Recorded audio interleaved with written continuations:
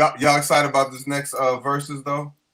Y'all see Nelly and Ludacris? Nelly and no. I told Gadget, Jay Bitch, I told Gadget the excitement is at a 39% for me.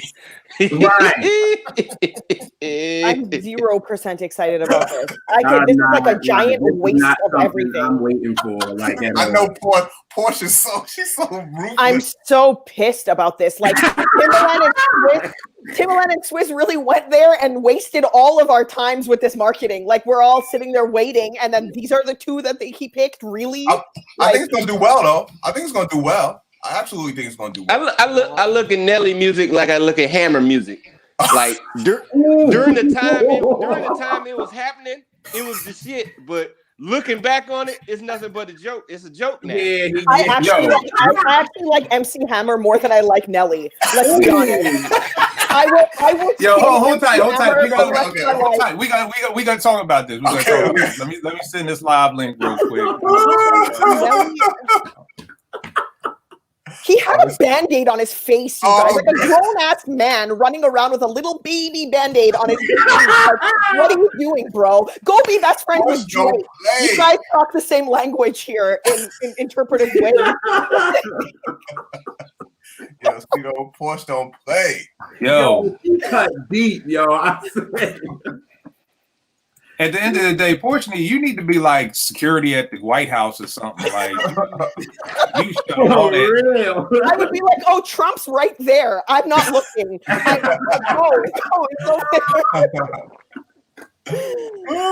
Too funny. All right. Let me send this link out, and we good to go. You already know. People are already tuning in. That's a good thing. Eddie's on here. What's going on there? All right. All right. So y'all already know what it is. Apartment 5B. Got the squad with me in effect for the day. Ladies first. Porsche, what's going on? How's it going? I'm rocking my Yao G's sweatshirt that I just got in the mail today. I'm super excited. So super comfortable, super warm. I guess like half the United States is getting snow right now. Get one of these. It's dope. That's dope. JR, what's going on? R&B, soul music guru. What's going on? What's up? Ain't nothing. Just having some tea and brandy tonight. Oh, this nigga said tea and brandy. Like, now here's the question I gotta ask: are you talking about tea and brandy or tea and the single brandy? Because I know you fuck with brandy too. So. Oh no! What I'm drinking, brandy can't help me. No. Okay. No. Okay. Cool. Nah, We all good. I got my man J Paz. What's going on, good brother? Congratulations, brother. Good grandfatherhood. You know, in the middle of a pandemic, man. That's got to be crazy, B. Yo, but it's beautiful though. A baby brings a new energy in the house. You know what I'm saying? I appreciate that. That is beautiful because I'm not waiting for that day to wake up in the middle of the night again. It brings energy. It brings good. It brings different energy. Oh, I don't gotta get up in the middle of the night though. Oh, then you good. Yeah, I'm good. If you was drawing straws or whatever to jump in, you know, like niggas playing rock paper scissors before we go to bed type thing. My man Jay Bishop, what's going on, good brother? First time having you on. Thank you for always tuning in. What's going on, good brother? Appreciate you having me, and it's all good. Just making it through, the pandemic. That's what it is. That's what it is. Are you still in Tokyo? Are you still in Tokyo? Are you still in Tokyo? Yeah, I'm still in Tokyo. Okay. All right. That's what's up. And I got my brother Steve Morgan. 30 years of friendship here. What's going on? You good now? I can't hear you now. You already know this at all, man. You see the frustration. Try to mute. It's a button down right like at the bottom of the screen. It is like a microphone. See? All right, now you just turn the mute off. Like you just muted yourself. You try turning your volume up. Nothing's working. What you want? A phone or a laptop? The desktop? Here, text me what you want, and we'll try and work through it during the text. Just text me what you want, and we'll work through it. But let me get started with them. All right, y'all. So we had, I call it the Howard University homecoming this weekend between Erykah Badu and Jill Scott. you know, nothing but incense and naturals and locks and everything like that. Y'all laughing. If you went to Howard in the 90s, you know what I'm talking about. I don't think Howard is still like that, but in the 90s, that's how it was. We had that. What did y'all think about the whole verses? I know it's really not a battle. I know R&B and neo soul music won. I know all those beautiful things. But at the end of the day, Porsche, did you enjoy this? I tapped out after about an hour and a half because Peace People talk entirely too slow for me. I'm more of a, I need to move and groove. They're like, no, I'm just dead ass. Like Howard people talk slow. It'd be like, so brother, when I'm with you, I'm dead ass. It's like when I'm with you, when I saw that, right, I understood that more things need to.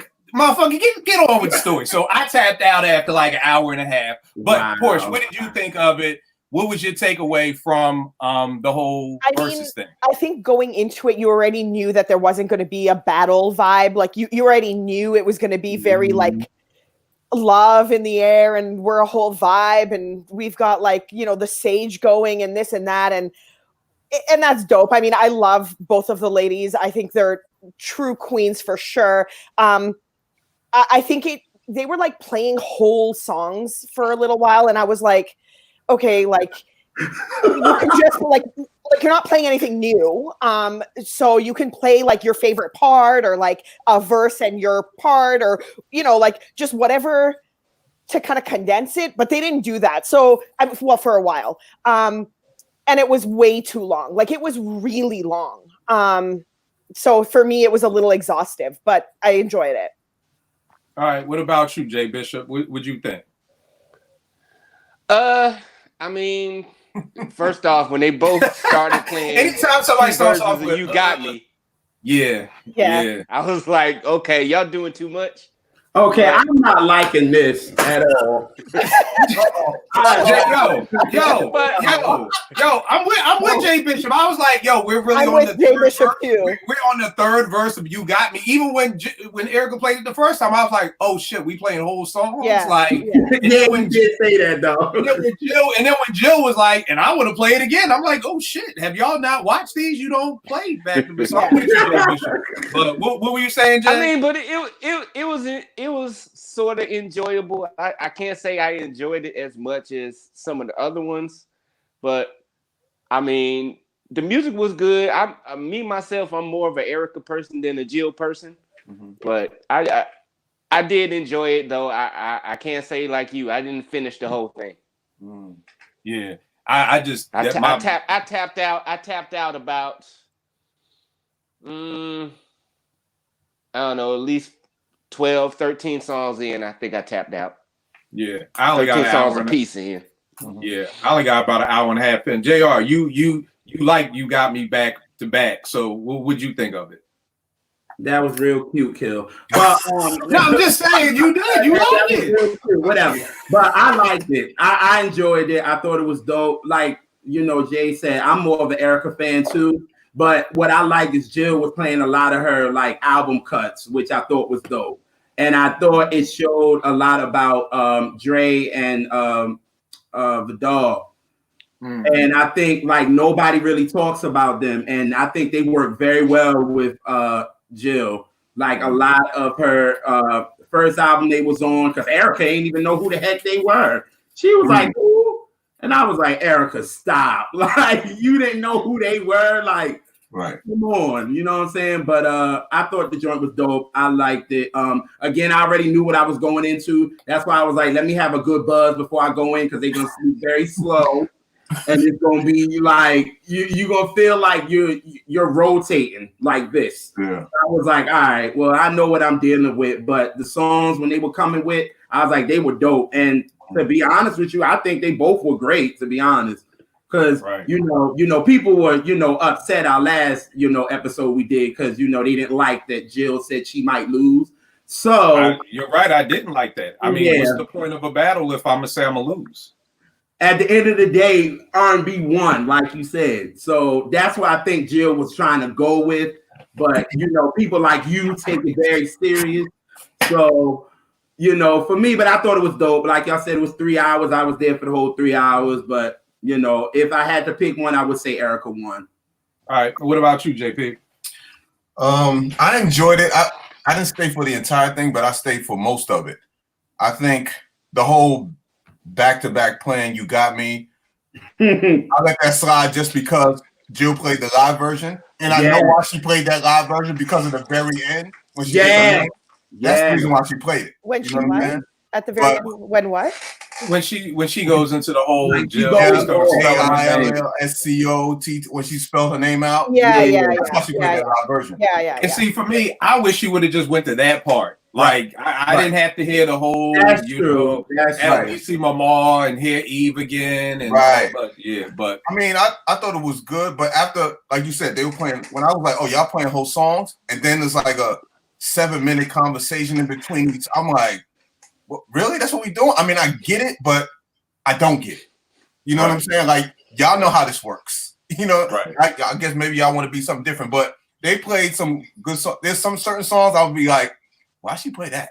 You know what I'm saying? Like, so, I mean, I felt like that about every battle. Every battle. Like, why did play that? You know what I'm saying? So, but overall, I think it was great. Like, you know, I definitely enjoyed it, but it could have been a little shorter. All right. No doubt, no doubt. Steve, you good now?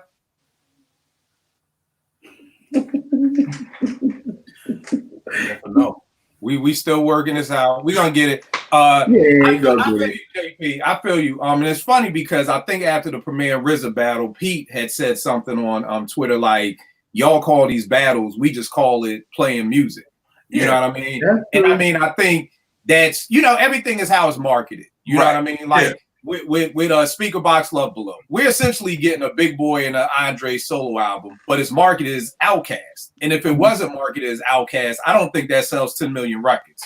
You know what I mean? I think if they said, hey, this is a Big Boy and a Dre solo, and, you know, Big Boy's going to drop the first Tuesday of the month and Dre's going to drop the last Tuesday of the month, I don't even know if those albums go double platinum, let alone selling 10 million, but it's marketed as that. So the same thing with these versus battles, I think is marketed as a battle, but essentially it's just them playing music. You know what I mean? And I think Jill played Rolling Hills, and I was like, oh yeah, she ain't trying to win, because ain't nobody, like, you got to be a real in the crate Jill to know Rolling Hills. So it was kind of like, yeah, you're not trying to win. What I did enjoy about it was that I felt like there was a lot of reverence from Jill to Erica.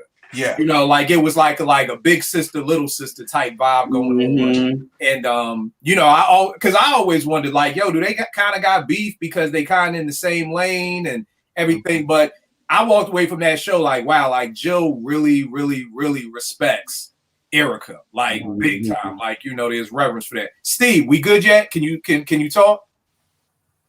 You don't know? Nah. God, let me see if there's anything on my Nah, that's your mic unmuted. I know if you go to the system preferences and do sounds, and then maybe output. He can hear us, but we can't hear him. Right. Yeah. I'm trying to think of something that would work with the mic. Is it input? Yeah, if you go to them system preferences and put input, is your mic working? Like right now, if I'm looking at my input level, I'm seeing like the mic registering me talking, because that may be turned off on the computer. You see that? And it's registering and everything. I don't know what it could be. How about this? Try resetting your computer and trying to jump back on. Try that. All right. So Erica, everybody, Erica won. Erica. Yes, Erica won. Yeah. I guess so. And I think I'm really paying attention after a while, because, like, I forgot who went first and who started. You're right. And I forgot what songs they was at. Exactly.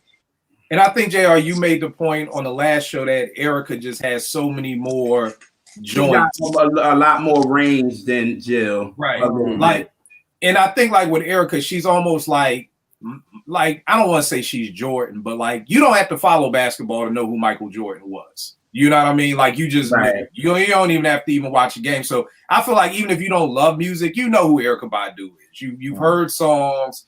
Where I feel with Jill, you kind of got to dig a little bit more into the crates. So really, so you think by saying that you saying that you think Erica is more popular than Jill Scott? Do you think that honestly?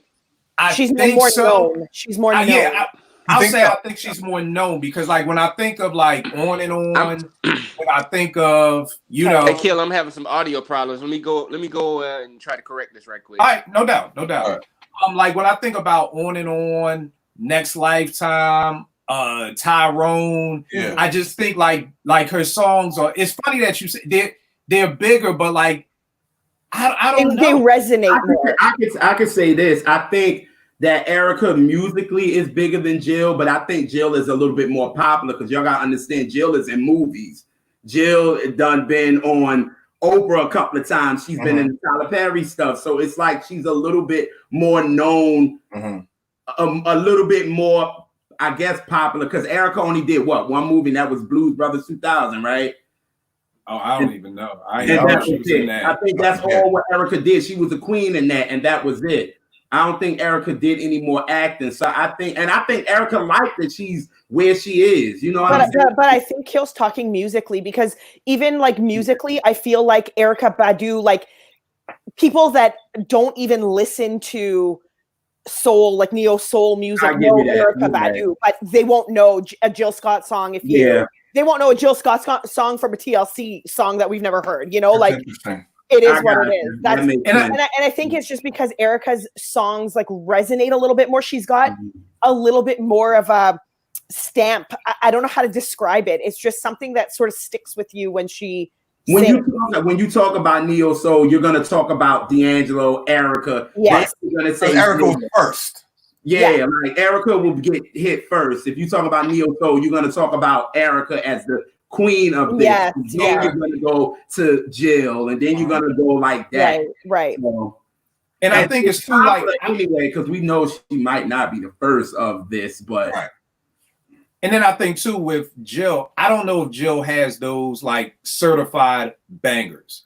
When I think of Jill Scott, and what I mean is not for us. I mean, I got a million Jill Scott songs I love that the average person hasn't even heard. But when I think of like Love of My Life from that Brown Sugar, like everybody loves that song. You know what I mean? Or On and On, everybody loves. You know, You Gotta Call Tyrone. Like outside of Long Walk and probably Golden, I can't think of too many people who can like. There aren't too many other Jill Scott songs that I think resonate outside of her circle. Whereas I feel like Erica's songs resonate out. Like my mom knows On and On. I mean, my mom knows Jill too because she's from Philly. But like, you know, my mom knows On and On. You know, my mom knows Tyrone. So I just don't know if Jill has those songs that kind of are bigger than her circle. Erykah Badu is like iconic in neo soul, and Jill Scott is not an icon of neo soul. And I don't know if that's a bad thing to say or if it is for people who are immersed in that genre, but for people who aren't, Erykah Badu is that. Like you could be like, oh, do you listen to neo soul? Well, what's that? Erykah Badu? Oh yeah, I do. You know, like that's how you can kind of define it, and people just kind of know, at least in my experience. And I live in, you know, but it's funny prairies of Canada. So because I feel like even though Erica has songs that are outside of her circle, I feel like maybe more, you know what I think it may be? More regular folk like Jill than Erica, if that makes sense. And what I mean by regular folk is niggas like me. You know what I mean? Like the regular chick who lives in North Philly Jill's music is gonna resonate with her more than probably Erica. You know what I mean? Because when Erica first came, I remember I was around my way back home and some girl was walking down my block with incense coming out of her locks. And I was like, what the fuck is going on? I ain't never seen this in my neighborhood. You know what I mean? Whereas I feel like Jill, because when Jill comes out here to DC, it's a wrap. It's a sold out show. Back to back. Like, so it's no knock on Jill. Like she can't bring them in. But I do think what it may be is that Jill may resonate more with the people who don't even care nothing about neo soul. Okay. So I think Portia's point is right. If you're talking about people who are listening to neo soul, they'll gravitate to Erykah Badu first. I want Jay to weigh in. I want to hear what he got to say about it. All right, I missed it. Can y'all hear me? Yeah, you're much better now. You're much better now. Basically, we're trying to figure out who's more popular, Erica or Jill. And then I kind of was saying I think Jill may be more popular with regular people. Not who you like personally more. Right. No, your personal. But looking at the bigger picture, mainstream wise, Jill may be more popular because Jill has done more. Like Jill, you got to remember, Jill had a whole TV show on HBO. See, that's what I was saying. So Jill has done more public eye stuff than say Erica has, as far as. But I mean, even just music wise, just music wise. I don't know. I think they're both. I think if you ran up to the average Becky on the street and be like Jill Scott or Erica, they might be like who to both. So that's good. And again, I think Jill. I think she resonates more with just the regular folk. You know what I mean? And what I mean by regular folk is, like I said, Jill's first song is talking about beating a girl's ass. You know what I mean? So that resonated in a way for people in the hood. Like, yo, I feel this video. Like, yo, she from North Philly, whatever. Whereas I think they're both popular, but they may have their own circles. Like for years, I used to think they were in the same lane, but now from having this conversation, I'm actually seeing them as in two different lanes. Really? You know what I'm saying? Just because it's like their views were completely different. Yeah, true. I almost feel like the hood person knows those. Okay, the hood person knows those on and ons, but I don't know if they know Apple Tree. I don't know if they know Clever and things like that. Right. Whereas the flip with Jill, the regular person probably knows Jill's discography, like knows, Lizelle and E flat and all of that stuff. Stuff like that. But the peace people. So it's weird that they may actually kind of have two different orgs, because I don't know if the average person down North Philly and in Southeast DC, when I'm in Southeast DC, they love Jill. And that's rough because she did that go-go song. So DC has a whole extra level of love for Jill just off that go-go joint. Right. But I know my people in Southeast DC don't fuck with Erica. They wouldn't even. No, not at all. Like, because they're like, again, I love Erica, but some days I'm like, she's on that weirdo shit. You know what I mean? Like, I'm just being honest with you. Like, she's on that shit. I get it. And I don't know nothing about the Ankh. I don't burn incense. I don't drink tea 20 times a day. So I don't do that poetry jam. So there's a certain language that I don't speak. Like, if y'all said, Kill, we got front row seats to deaf poetry right now, I'd be like, tell me how it was. I'm good. I'm perfectly good. I'm going to see deaf poetry. Because it doesn't speak to me. Not that it's whack. Not that it's whack. It's just it doesn't speak to me. Griselda doesn't speak to other people. I get it. People don't want to hear that all the time. So, but that is but here's a dope magazine. This was like a Philly magazine, 215. This came out about 8 years ago. But the dope thing about it, they have a whole like 10-page section on a touch of jazz, which was which you were talking about earlier, JR. Who we just talking about? This is when you get Dre and Vidal, the whole touches. They talk about recording Jill Scott's first album, everything like that. So very, very dope article in that.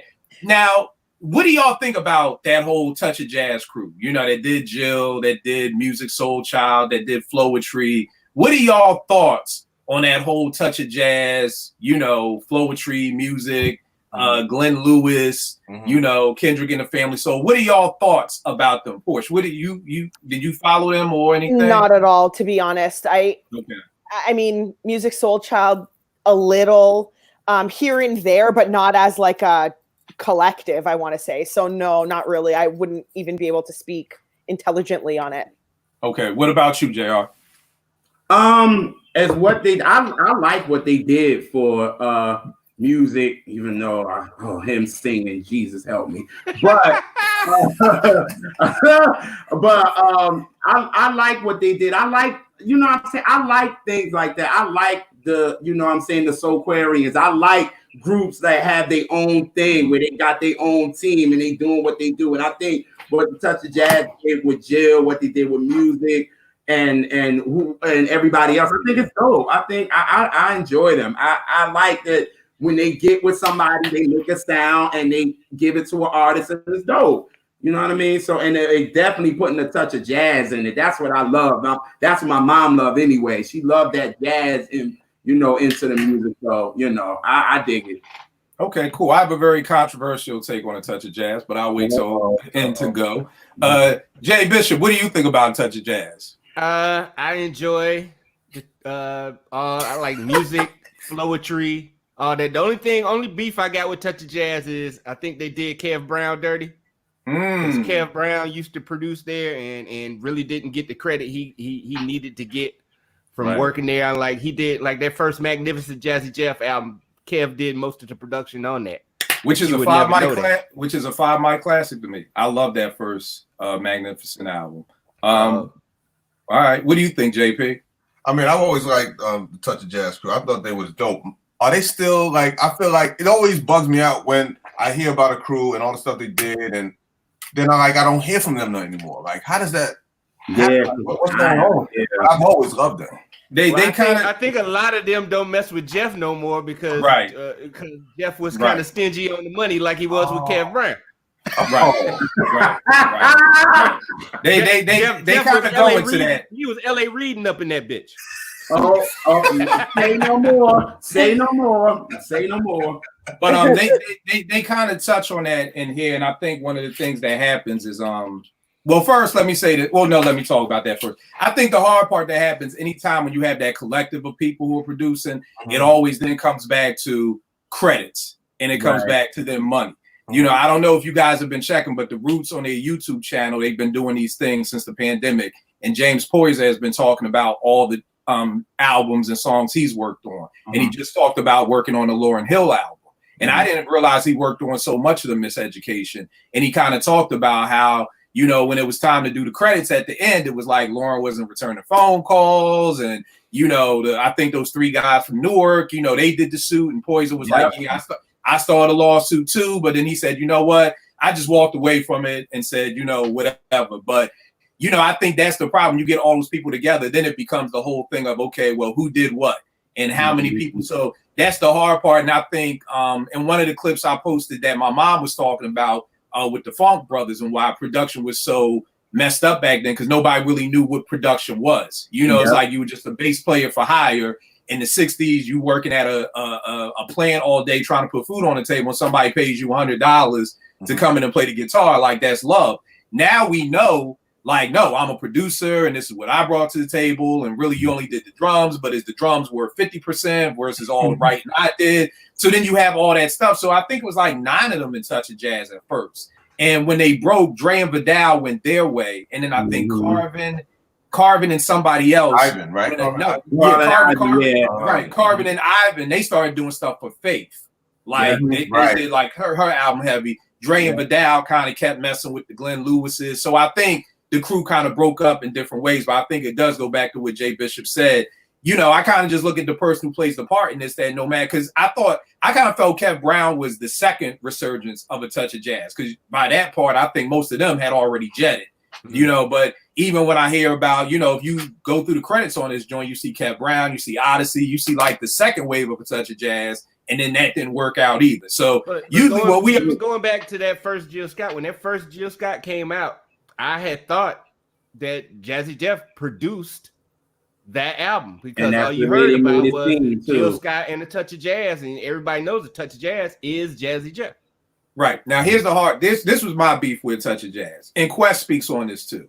All the motherfuckers owe Dilla and his family 10% of whatever they make for the rest of their life, because all they really did was bite Dilla's style. You know, when I first I was still at the radio station. They sent the promo copy over. I ain't see no credits. And just if you listen to the intro of the album, of Jill's first album, it's dripping with it. It's all Dilla. Yeah. And I was like, I was so hyped. I was like, yo, my nigga getting that R&B money. Like, let's go, Dilla. Like, get that money. And I get the album and I'm like, who the hell is Andre and Vidal and who? Like, Dilla ain't on here at all. I was like, nah. And Quest had even said, he said that Jeff had reached out for Dilla in the Soulquarians, which is really Dilla too, to do that. And they were so busy that they couldn't. And Quest kind of said, so they kind of did their own Dilla-esque thing. You know what I mean? So I think, you know, so that's my beef is that, you know, like JR, like, you know, and I'm not saying this to you, but most people like they made a sound, but I'm like, they really bit Dilla's sound. You know what I mean? And the way you broke it down, like, yeah, it's true. Because when you hear the intro to Jill's, you be like, whoa. Yo, the second I heard that, I was like, yo, this is dope. Dilla doing R&B, like, this is dope. But isn't that what neo soul is as a genre? It's just Dilla sound. Brother, I concur. You see, I was about to say the Soul Aquariums is kind of Dilla. You know what I mean? Like, I remember being on OK Player in 2000 and reading about Voodoo being made, and Quest just gushing over how much Dilla played and what a big part Dilla played in the making of Voodoo. And then when I buy the album, it's nothing produced by Dilla. I'm like, yo, what? How are you gushing over this dude saying Voodoo is basically Dilla, yet Dilla's got no production credits on it? You know what I mean? And I think even the same thing with the Ummah. When Dilla first started with them, everybody thought anything that said produced by the Ummah was Q-Tip. So the same way, like you said, anything that said, as soon as I heard Touch of Jazz, I'm with you. That's Jazzy Jeff. And at the end of the day, Jeff only produced one song on that first Jill Scott album, which is the one where she's talking about she's seen the girl at the market and was like, you know, James. So that's the only track Jeff produced on that whole album. You know what I mean? So I think that's why Dilla moved away from the Ummah, and that's when his production company became Payjack Productions, because it was like, yo, no, nigga, I did that Keith Murray remix. And no, I did that, because all the people he's meeting in the industry was like, oh, we thought Tip did that. You know, and it's like, no. And then that's when he moved away from that. So, yeah, that's that. All right, so, yo, I got this thing. One of my homegirls posted this joint. And it's like a versus battle, but it's for song, just like it would be before. And this is between D'Angelo and Maxwell. Now, before we even get into this, I just want to know, Porsche, who do you like more, D'Angelo or Maxwell? I like D'Angelo more. You like D'Angelo more? Yeah. All right, cool. Steve, we good now? I hope so. Can you hear me? You good? Yeah. We good. That's what's up. Yo, it's like a victory. Yeah. All right, before we go there, right? Who did you have in the Erykah Badu Jill Scott joint? Who do you think? Because I know you love Jill. So I do love Jill. I know, we know. Yeah. I mean, outside of loving her, after that mic technique, because I think the whole world, if you didn't love Jill Scott prior to the microphone, wow. That was so weird when she did that. I mean, it was very weird. There are some words. Weird was one. That's a word you could use. There are a lot of words. Watchable is another word. What? He said watchable. It was watchable. I watched it. Right. But it was watchable. People watched it. A lot of people watched it. But what did you think of the versus battle between her and Erykah? Did you like it? Did you tune in the whole time? I was tuning the whole time, man. I liked it. My man. Thank you. No. He tuned in the whole time. This mofo probably don't watch that African thing she was on HBO, the whole series back to back. So I did. He did. So him watching the whole battle don't mean much, you know, because he's like, no, wait a minute. I watched it. The whole. But I like Erykah Badu too. So it was man. I was all love for me. Like I wish the only thing I wish. Man, I like Jill Scott. I thought Jill Scott was better. Jill Scott, her slow songs. I mean, it was a battle between the slow songs. If Erykah would have played some of her faster songs, then it might have been like, okay, this is like a real Erykah Badu type of thing. But it seemed like she was trying to go left and try to stick with the whole slow R&B thing. So I mean, I had to give it to Jill on that. All right, All right, no doubt. Now, JR, Maxwell or D'Angelo, who do you prefer more? D'Angelo. All right, JP, Maxwell or D'Angelo? D'Angelo.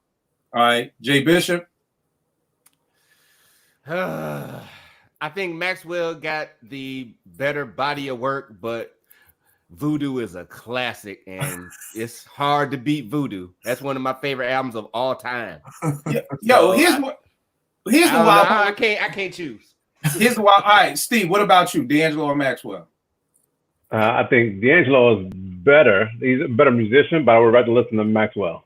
Okay. Can I just make Jay Bishop pick one? Because I had to pick between Pete Rock and DJ Premier, and I was devastated and heartbroken. If I'm forced to choose, I got to choose D'Angelo. If I'm stuck on a desert island, I can only listen to to one Yeah, of them. okay. I'm gonna listen to Voodoo over and over. Okay. So D'Angelo. All right. Okay, thank And you. here's the wild part: the old kill would have probably said D'Angelo, and I still, but over time, I've really come to really enjoy Maxwell's music. You know what I mean? And I don't know. I think at the time, and when they first came out, it was we was at the radio station JP, and my homegirl Monica, who worked there, loved Maxwell, so it was like an everyday battle with us. And I was like D'Angelo. But throughout the years, especially with the first Black Summer Night, like that's the joint that I was really like. I really love that album. You know, and I love his debut album too. I'm not saying anything about that, but I would pick D'Angelo. But you know, Maxwell is right there for me too. Jay Bishop. The funny thing about that is, with D'Angelo, I think the thing that's so intriguing about him is that I know people who love Brown Sugar but hate Voodoo and Black Messiah. And then I know people who love Voodoo but didn't like Brown Sugar. It's so weird because I feel like it's three. I feel like D'Angelo is like the epitome of an artist. Like you can't box him in. Like, so when people were coming into Voodoo after waiting 8 years, they wanted Brown Sugar Part 2, and that's not what you got with Voodoo. Right. I understand a lot of people being like, "Oh, I remember Ski, Kamani, all them Brooklyn niggas who come to the station. They was like, nah, I don't like this. This whack." You know what I mean? I'm like, yo, like Voodoo, but I feel like they wanted that Brown Sugar Part 2. And then when you get Black Messiah 28 years after Voodoo, and he's on the guitar, you know, Vern, who's usually on the show, he doesn't like Black Messiah at all. You know what I mean? Porsche, you're not a big fan of Black Messiah either. No, right? I'm not either. Exactly. I'm such a fan of D'Angelo, Brown Sugar D'Angelo. I call him Brown Sugar D'Angelo. I gotta my bias toward Voodoo is based on being a musician and a producer, and I think Voodoo is one of the most impeccably produced albums in history. For sure, I can see that. Absolutely. And I always sonically, nothing's fucking with Voodoo. Yeah, and it's funny because I've always said Voodoo. My mother, being a jazz musician, loves Voodoo. Like, so I feel like if you're a musician, you're a producer, that album is really gonna speak to you. But I ain't gonna hold you. This is one of the few albums I brought on vinyl, NCD, and anything else where I could find this, because I love this joint. You know, but I understand why people don't like it too, because it's not. You're literally talking about an artist who each album is totally different than the last one. But that also speaks to how dope D'Angelo is as an all-around artist. Like, he can give you a different entire project each time, which is great. But I mean, for someone like me, Brown Sugar D'Angelo, that's just who he is. That's his name. That's his name to me. Anytime someone says D'Angelo, I'm like, Brown Sugar D'Angelo. They're like, yeah. If Porsche is introing D'Angelo at the Howard Theater, she's gonna be like, "Come on, everybody! Brown Sugar D'Angelo is here." So we got this versus joint. So the first song is D'Angelo's "Higher" versus Maxwell's "Pretty Wings." Higher, without a doubt. Pretty Wings. Higher, without a doubt. Okay, well, hold on, let me get the scorecard. Y'all ain't even give me a second to even write nothing down. JR just came out. I ain't even this family feud with this nigga. I ain't even you done hit the buzzer already. This dude said Higher. Okay, so everybody had Higher. Jay Bishop, you had Maxwell. I got Pretty Wings. You got Pretty Wings. All right. So everybody's going with D'Angelo. Next up, Me and Those Dreamy Eyes versus This Woman's Work. This Woman's Work. This Woman's Work. Yeah, This Woman's Work, just based on the performance. Oh, that song is one of my favorite songs of all time. Dreamy Eyes of Mine. Okay, and what's up with you, JR? I'm thinking. Now you're not Family Feud. Now you ain't hitting the buzzer. now you got to. I think I'm gonna have to. I'm gonna have to give it to A Woman's Work. Yeah, go ahead. All right, I got A Woman's Work too. All right, next up. Wait, what was the D'Angelo song? It was Me and Those Dreaming Eyes. Yeah, that's not even. I don't even think that's. I wouldn't not put them two against each other. I would put. Yeah, and to me, that's why I would put Untitled against This Woman's Work personally. But see, the wild part is that that's why I actually like. And you know what? I got a name right here. The I don't know the ad name, but Shay Jamiroquai. So I want to shout her out. So not Jamiroquai, but Jamiroquai is the one who had these joints. What? I said her name. You said not Jamiroquai. No, because when I saw I saw the Quai, so that's what made me be able to pronounce it. No, I just saw the Quai. That's why I'm not joking. But that's why I like how she put these together, because when I saw it, I was like, oh, D'Angelo's winning this hands down. But the way the songs are, and it goes back to with these versus battles, and it's what we said, I think, with all of them. When people play certain songs, like even with the Primo RZA battle, I was like, wow, Primo, I wouldn't have played that one. Yeah. I would have said it's key. Yeah, like that's key. Like with the way you come out with the big Joker, like it's playing spades. It's playing spades. It's like you could have a Boston, but so okay. The next one we got is Send It On versus Ascension. Send It On. Well, that's a tough one. That's a tough one for me. That's a tough one. Ascension was good. Send It On. Yeah, I gotta go. All right, so JP, you got Ascension. What you got, JP? Send It On. You got Send It On. Okay, what you got, Steve? I probably Send It On. All right. Send It On, yeah. Porsche, what you got? Send It On. Wow. JR, what you got? Send It On. God damn it, I got Ascension. Damn, man, that's okay. All right. Next up, we got Lady versus Something Something. Oh. Lady. I got Lady. Damn, y'all niggas ain't playing in here tonight, JP, Porsche. Which something? We talking about that Mellow Smooth remix? No, not the Mellow Smooth. No, good question now. Good question now. No, it is. That's something Mellow Smooth? Here's my thing for me. I got both of them over. This is a tough one, man. This is a tough one. And I love Lady. I mean, I love Lady, but I gotta say that's something. I gotta go with something.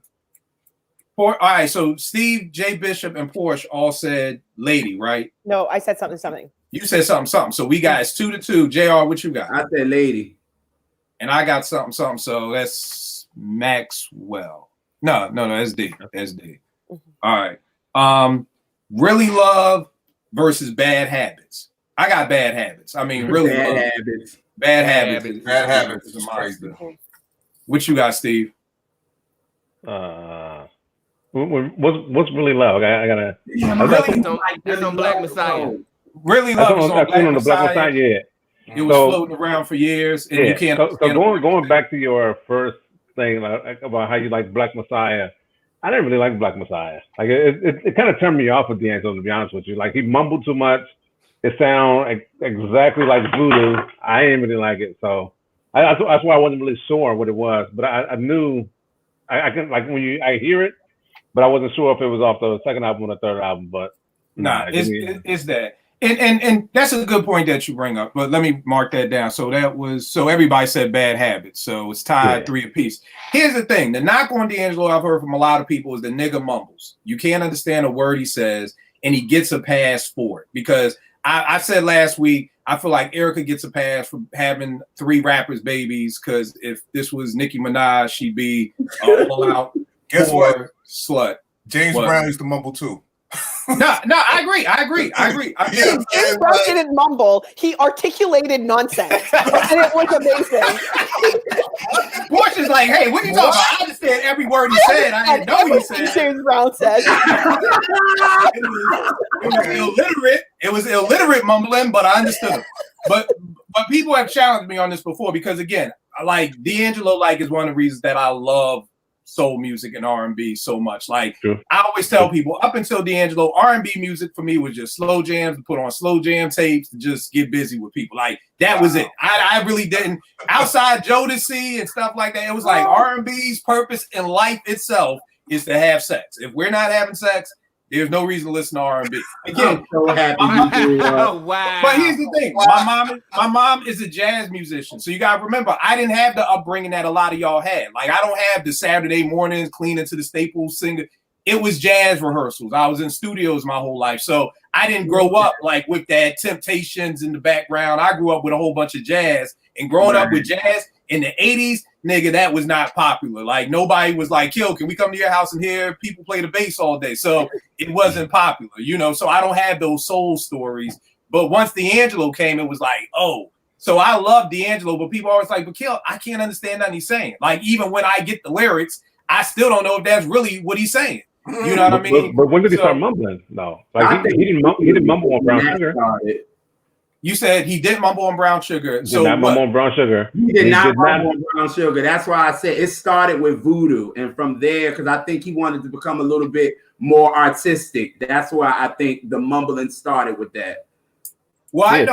So it was like his mumbling Brown Sugar, like you can understand them. Like his Brown Sugar and then Voodoo, and then Black Messiah. It was like you couldn't understand anything he was saying. And well, here's the thing. And I was talking to his engineer who was supposed to be coming on a ep of this. And he was saying that D'Angelo, when they did Black Messiah, that he actually would go in like a little tent in the studio to do his vocals. Like that he doesn't like doing vocals with nobody around. So like in this go round, like he literally had a tent in the studio, so he would go in the tent. So again, here's the thing that I don't know, no one's ever talked about it. These are only assumptions just based off of what I've heard from other artists. So many singers I'm seeing that are losing their voices based off of drug use, you know, and we knew D'Angelo had a drug problem. He was in an Eric Clapton like rehab center. So I don't know, maybe if his voice got, you know, that affected his voice somehow, some way. And it's kind of like, okay, you know, I'm mumbling a little bit more because I can. I was seeing the Drew Hill with Cisco, and he was like, he lost a whole octave, you know, throughout the year. So I don't know if that's why he's mumbling more, but I would assume it'd have to be something because y'all know me. If I could sing, goddamn it, I'd be singing loud on every street corner around planet Earth. So I don't, you know, if you saw me mumbling all of a sudden, it'd be like, damn, what's wrong with Kill? Like, so I don't know if that's true. I don't know what it is, but yes, D mumbles. But do we give him a pass for that because he's D'Angelo? Yes. Nah. Yes, we do. All right. Porsche does. I mean, JP, because I'm saying that because if a new artist came in mumbling, the first thing we would all say is, nigga, we can't understand the word you're saying. Yeah. But like see, that would literally didn't come in that way though. He didn't come in mumbling though. I mean, that's true, but the last two albums he gave us, and keep in mind, I don't mind the mumbling because it just works, you know, and it works. And I'm a moral of the story type person, you know. To me, the goal is to make a great song. Send it on because the music is that good. Yeah, you know what I mean. Right. So I think with the joint on here, 1,000 Deaths. I don't know what he's saying. I'm reading the words along with it. And I'm like, I don't know what he's saying neither, but I like the song. But I'm reading the words and I'm like, I don't think you're really saying this. Like, and they were talking. Yeah, I'm dead ass. I'm like, I don't think that is what he's saying, y'all.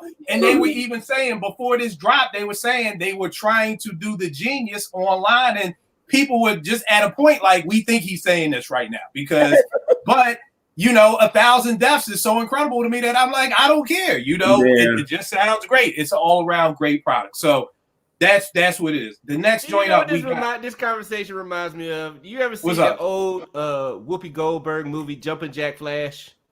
God, like when it came out, but I don't remember. There's a scene where she's listening to the Rolling Stones and she's trying to decipher what the fuck Mick Jagger is saying, and she's looking at the record like, Mick, what the fuck are you saying? That's what y'all sound like talking about D'Angelo. What the fuck are you saying? But the wild part is that, and again, people have challenged me on years for this, and I'm just like, I don't know what he's saying, and guess what? I don't care because it's that great that the music is that great that. Here's the bad part of me. I don't know what half these damn people sing, and they sing. I'll remember this, but I was listening to what is Bobby Brown's first "Don't Be Cruel," and I had no idea he said something that he said. So I suck with his second album. I suck with lyrics. So that's the thing with me. That's the thing with me. I suck with lyrics. The first time I told y'all this, when I heard Bag Lady, I was like, "See, this is so beautiful." Erykah Badu is doing a song about the homeless people. We need more artists to talk about the homeless right now more than ever. We need that. And she's like, "Nigga, she ain't talking about no goddamn homeless people." But I told you, I'm not that poetry. I'm as shallow as it gets. When you want to go deep, y'all better find somebody else because I am right here in the pool. I was like, do we need more people to talk about the homeless problem that's going on in Baltimore right now? So that was it. So next up, we got Feel Like Making Love versus Till the Cops Come Knocking. I got Till the Cops Come Knocking. Till the Cops Come Knocking. Till the Cops Come Knocking. Yep. All right, Jay Bishop. Till the Cops Come Knocking. All right. Next up, Jones in My Bones versus Get to Know You. I gotta get to know you. Jones in my bones. Hold on, hold up, JR. What you got? Jones in my bones. All right, Porsche.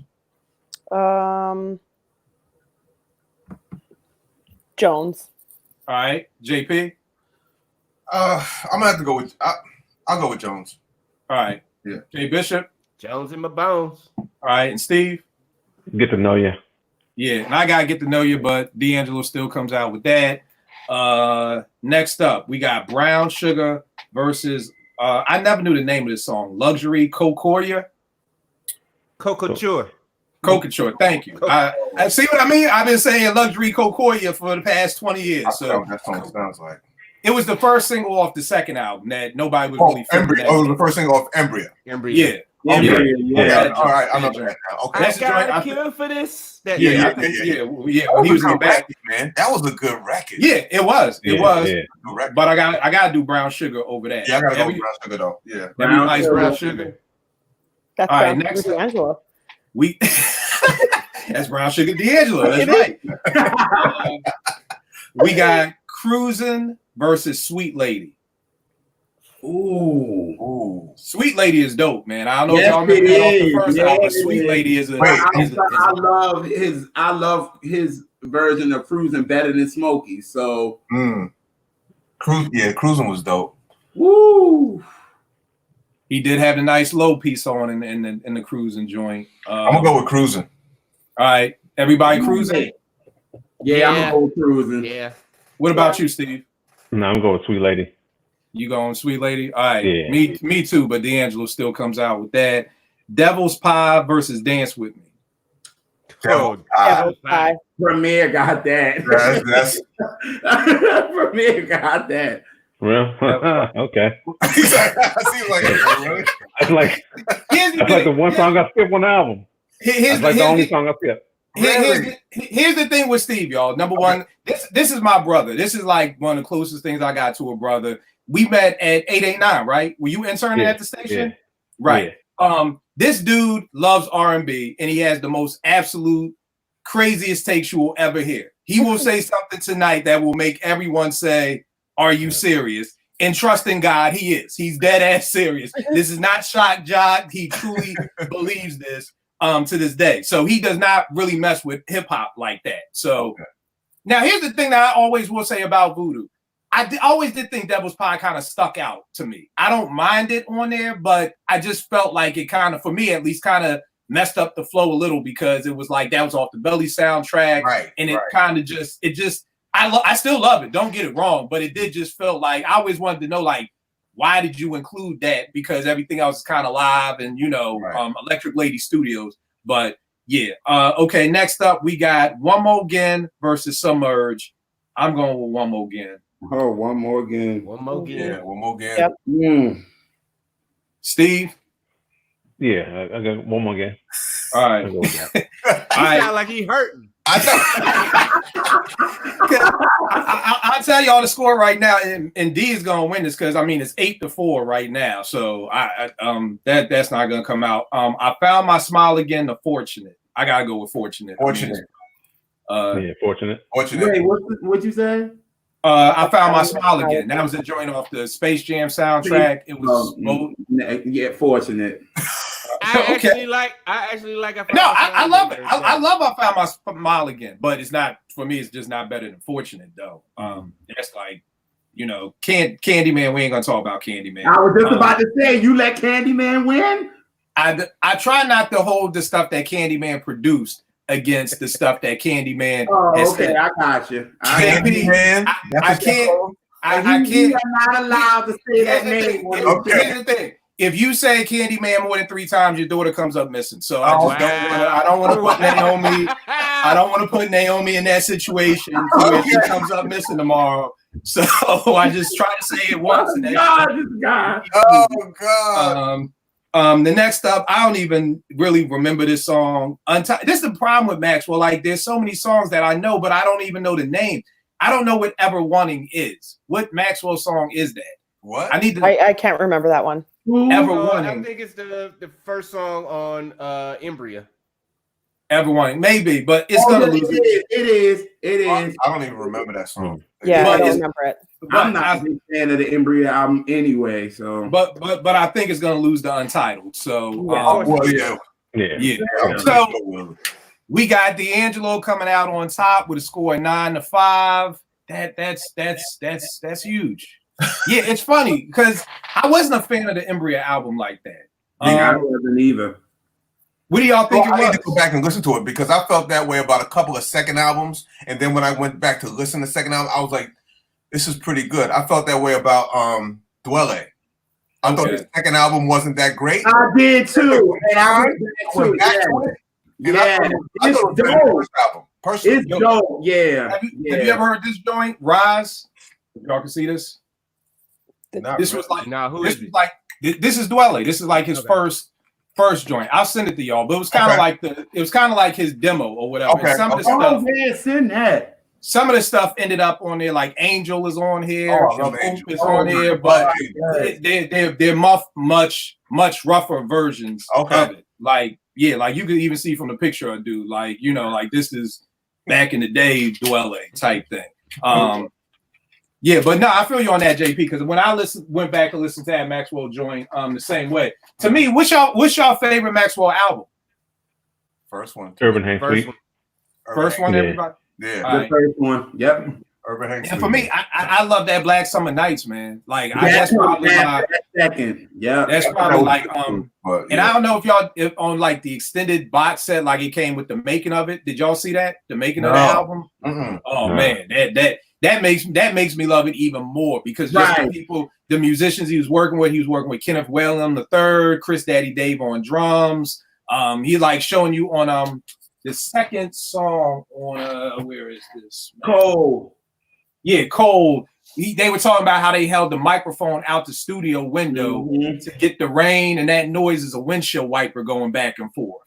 You know what I mean? So like they had to hold the microphone out, like, and Maxwell was like coming over to the studio in the cab, and he was saying the windshield wipers. He's like, "Yo, I want to use that," and then they got to the studio. So it may be on YouTube or somewhere. I think I still got it around here. If not, I'll send it to y'all. But that just, I mean, and Jay Bishop, I'm sure you would love. I mean, you've got all the horn players and just everything that's just dope. And I know yours is Voodoo. I know Portia's Brown Sugar.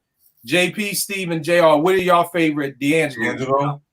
My favorite is Brown Sugar, but Voodoo is like, but my favorite, I can't, something about Brown Sugar that just, I can't, like Higher. This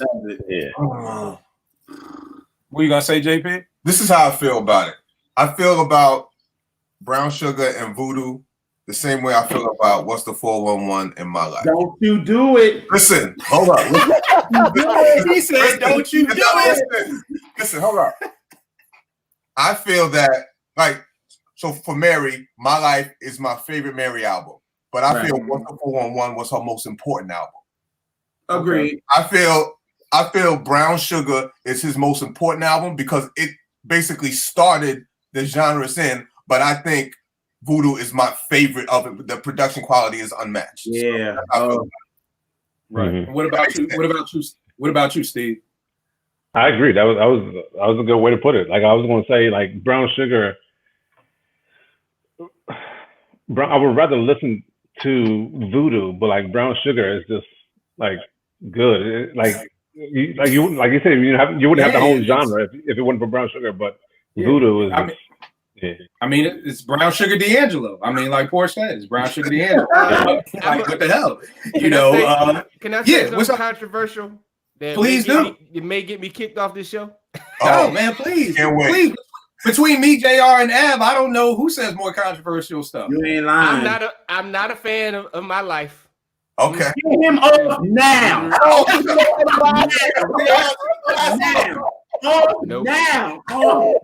JR took the glasses off. I don't know, bro. That shit is a karaoke album. Goodbye. This conversation is over. Goodbye. This conversation is over. It's done. Jay Bishop always with the hot takes, man. JP, just for 1 second, I want to explain to everybody how important that was for JR to take off his glasses. I don't think I've ever seen him without his glasses on. Him taking his glasses off, or the equivalent of Stevie Wonder taking his glasses off. Like I was like, oh shit, I didn't know the glasses actually came the fuck off. So the fact that he took his glasses off twice and I saw his eyes, I saw that nigga's pupils. Yeah, But how can you not be a fan of that album? No, but here's the wild part. Here's the great part. They are before you kick them off, because y'all know how I feel. Music speaks to us all different. Right. So, at this point, I just want to. He wasn't in the explanation. Crazy explanation, please. My explanation is, I like I said, the album is karaoke. She took let's put on this Barry White record and I'm just gonna sing over it. Let's put on this other record and I'm just gonna sing. Let's put on this Curtis Mayfield record and I'm just gonna I'm sing glad over it. You know the samples, but we talking about feeling here. It wasn't even so much samples. They basically they did a ghost face and just put the record on and let us sing over it. It wasn't even sampling. They didn't even use it. They just put on straight record player. To get popcorn. Yo, here's the thing. Everybody, we gotta take a 20-second time out. Before you get some popcorn, I'm gonna get some pretzels. Because this the whole conversation, right? I gotta put this on Twitter. But here's the wild take. You know what, Jay Bishop? I'm not even mad at that take. Because the thing that got me when I first heard Mary, I love the album. I think it's incredible. But I didn't really start digging hard until probably around this time and afterwards. So see, I didn't know when I heard Be Happy, I didn't know Curtis Mayfield. I didn't know Barry White. I think the only thing I knew was the Roy Ayers Sunshine, for my life. You know what I mean? And I even thought, I was like, oh, that's dope. And here's how much I knew about records at that time. I was like, oh, that's dope. She's using Brand Nubians. So I didn't even take it to she's using Roy Ayers. I was just like, oh, that's dope. She using Wake Up. You know what I mean? So, but I can see you feeling that way. But did you feel that way when it came out? Like, were you digging so much that you already hated that knew? record when it came from the. I've hated that record since. Hey, wait a minute, yo. Yo, he said that's. Yo, and I was a big. And I loved What's the 411. I loved that album. Now I was so disappointed with my life. I was like, what is this? What? Yo, that's so funny, Jay. I've never heard that from anyone. Me Ever. Also, I'm gonna tell you my favorite Mary album. What? Favorite Mary album? Share My World. I like that album. I thought he was gonna say like My Life Too. I was about to be like, what? Oh no. Share My World. I love that album. Yeah, I love that album too. Okay. Yo, Share My World. Yes, sir. Steve. You've had everybody on here before? Except Jay Bishop. This is his first time. Okay, well, you gonna add some more? Apparently, I'm not coming back either. Apparently, I ain't gonna come back either. You feel the same way? I think Mary J. Blige is horrible. What? There's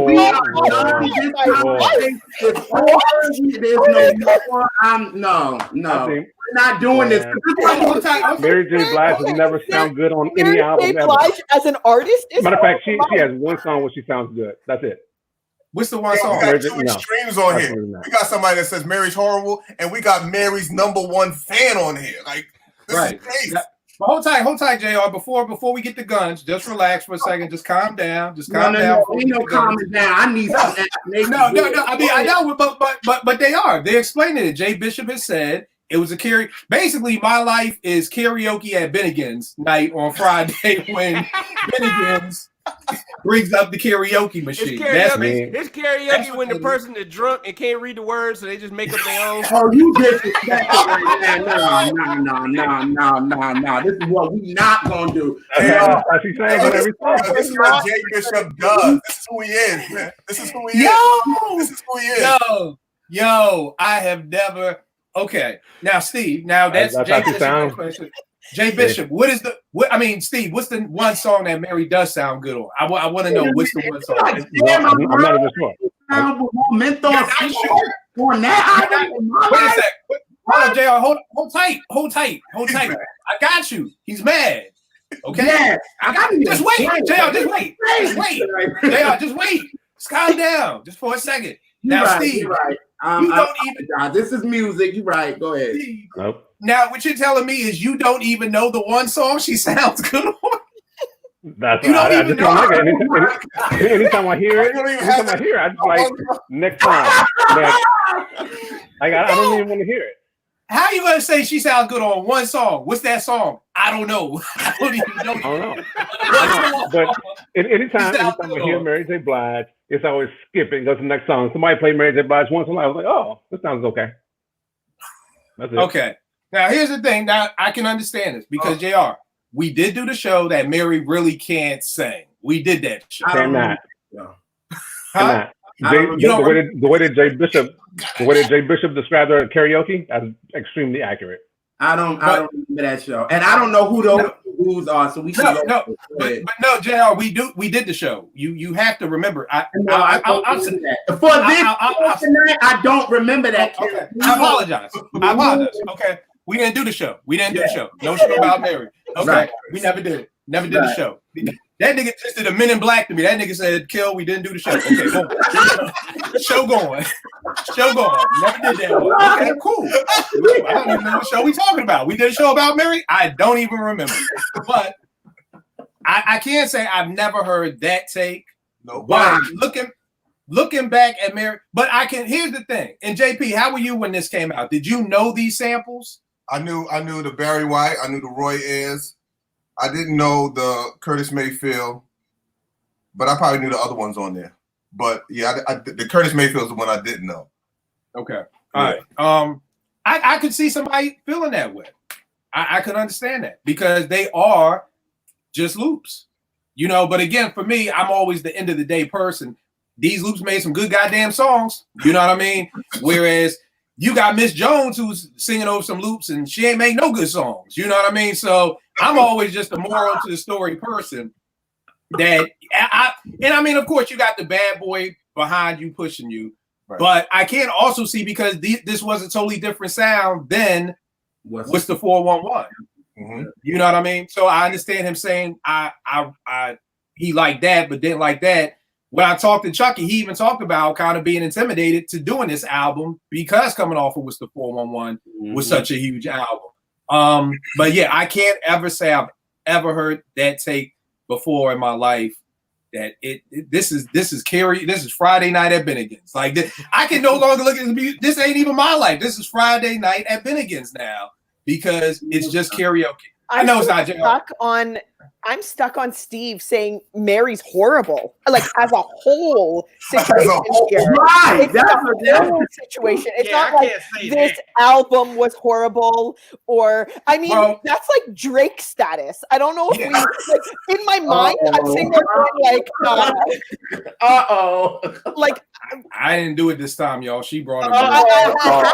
I had to. What kind of take is this? So you saying he feels about Mary the same way you feel about Drake?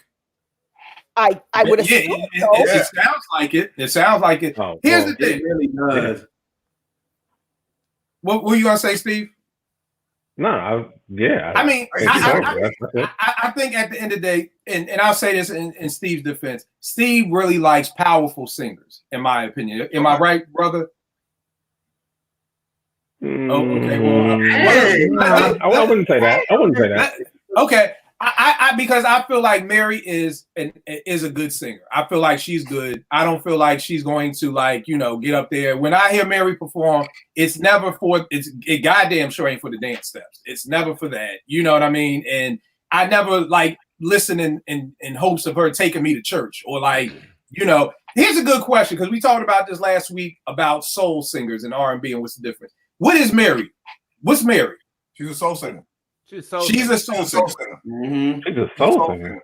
Yeah. So now here's my question because I would not think Mary is a soul singer based off of JR's and everybody's breakdown of what a soul singer was last week when we was doing the show. What I think is that, okay, you got two classes of singers to me. You got singers who can sing technically, right?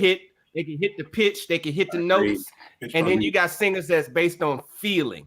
Right. Yep. Mary is a feeling singer. She might not technically hit the perfect note and hit the pitch, but she can convey an emotion and convey a feeling. And that's what she does well. People knock on James Brown that James Brown couldn't sing, but James Brown could convey an emotion. He could convey a feeling. And that's why I say Mary's a soul singer. I agree because she can convey an emotion. She can convey that feeling that touches your soul. Okay, he's back on my good side. There All are right. plenty of singers that can technically sing better than Mary, Right. but that emotion is something that you can't teach. It's something that she has that just it connects. Right.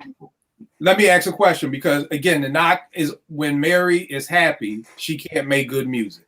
Okay.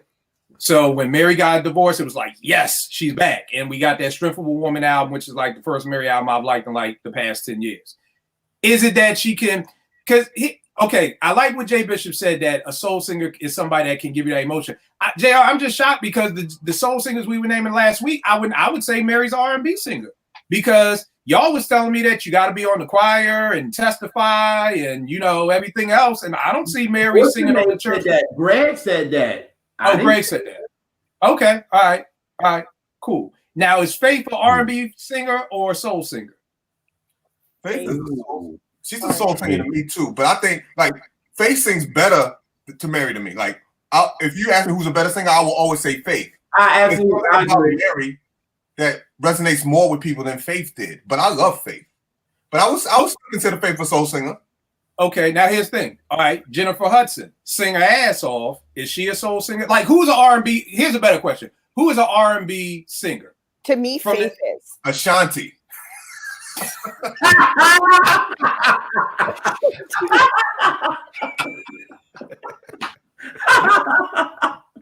You wouldn't say she was a soul singer, would you? No, you're right. I totally agree with that. You are 100% right. I just wasn't. No. This nigga just threw out the fucking two of spades and just cut everything with Ashanti. I'm just saying. And the only reason why, because see, the feeling, and again, it's everybody's ear. I just don't get any feeling from Faith. And I love Soon As I Get Home from Work. But what I get from Mary, like what Jay Bishop was just saying, being able to convey an emotion, like I don't think I've ever listened to a Faith song and really been like, ah, man, that emotion is hitting me. You know, I may love the beat. Really? I may love. Yeah, I mean, again, but I mean, 100% agree with you, Phil. 100%. I don't agree. I don't agree. If Mary would have sang Soon As I Got Home, that shit would have been 100 times better. Really? Wow. Wow. This is interesting. This is very interesting.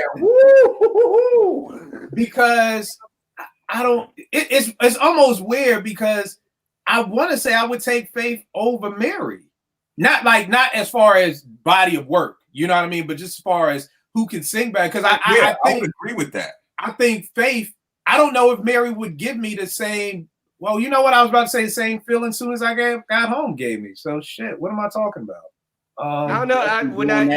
Like I said, Faith is a technically better singer, but I would get more emotional depth. Yes, I 100% agree with that. I don't get the emotion from Faith. Oh, how you feel about that, Steve?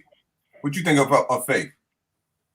I would put her in the R&B singer, but R&B singer category. But I agree. Like Mary probably sings with a little bit more passion than Faith does. Faith, like Faith to me, she's just like empty. I don't know. He's empty. He's empty. It's weird because when I think about Jennifer Hudson and who can sing her ass off, but can't make a good song to save her life. Like she's like an N1 basketball player to me. Like you get her on a basketball court in Brooklyn, dropping 50 points, put her in an NBA game, and it's like she like 8 turnovers sitting on the bench. Like I have no idea what Jennifer Hudson needs because you would think she has it. She's a soul singer, right? Like I mean, when she sings that damn Dream Girl song, I love that. You know what I mean? To me, what that comes with is the time you come out. She just came out the wrong time. I think it's that, but there's also production in your songwriting too. I mean, she's had some good songs, but I think it's something missing. Something that's not connecting Jennifer Hudson with the rest of everybody knows she can sing. Like that's not even a question. I think also the problem too was what I think Clyde was trying to make her like another Whitney. And I think that was just a bad move. They tried to make her a pop star. Right. And that was just a bad move. Right. Like, I think he should get with somebody that was young and upcoming and they create a sound together rather than giving her these pop songs and these, you know what I'm saying? Like, it just didn't work. Like, nah. She's doing songs produced and written by Neo when she should be doing songs produced and written by Jam and Lewis. Agreed. I agree. Neo is R&B. Neo is R&B. Yeah, I agree. No, Neo is R&B. Like he's not got serious full pop leanings. But he's R&B. But like Anthony Hamilton is soul singer. Yeah, I mean, Anthony Hamilton. So yeah, definitely. I think the crazy thing is, what was you gonna say, Steve? Nah, I gotta bounce. All right, you got. I know I came on late. Nah, I apologize. Next time we got a situation. I know you gotta go to work. Mary, and now he got.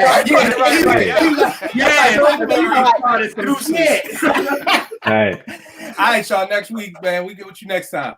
The wild part is that I'm wondering, like you were saying, Jay Bishop, as far as trying to make her, the next Whitney, or JR, if you said that, is that I think the hard part is that I think that's the thing, is like finding out who your audience is first and then catering to them.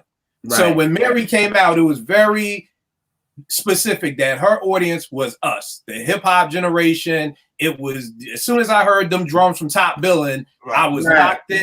You know what I mean? So it was even with Alicia Keys, even what Clyde Davis did with Alicia Keys, it was like, we're gonna try and get her into this falling thing. She had the braids. It was kind of like we're marketing her towards the hip hop. Like you said with Jennifer Hudson, I don't know if it was anywhere to market it. Like, you know what I mean? Like it.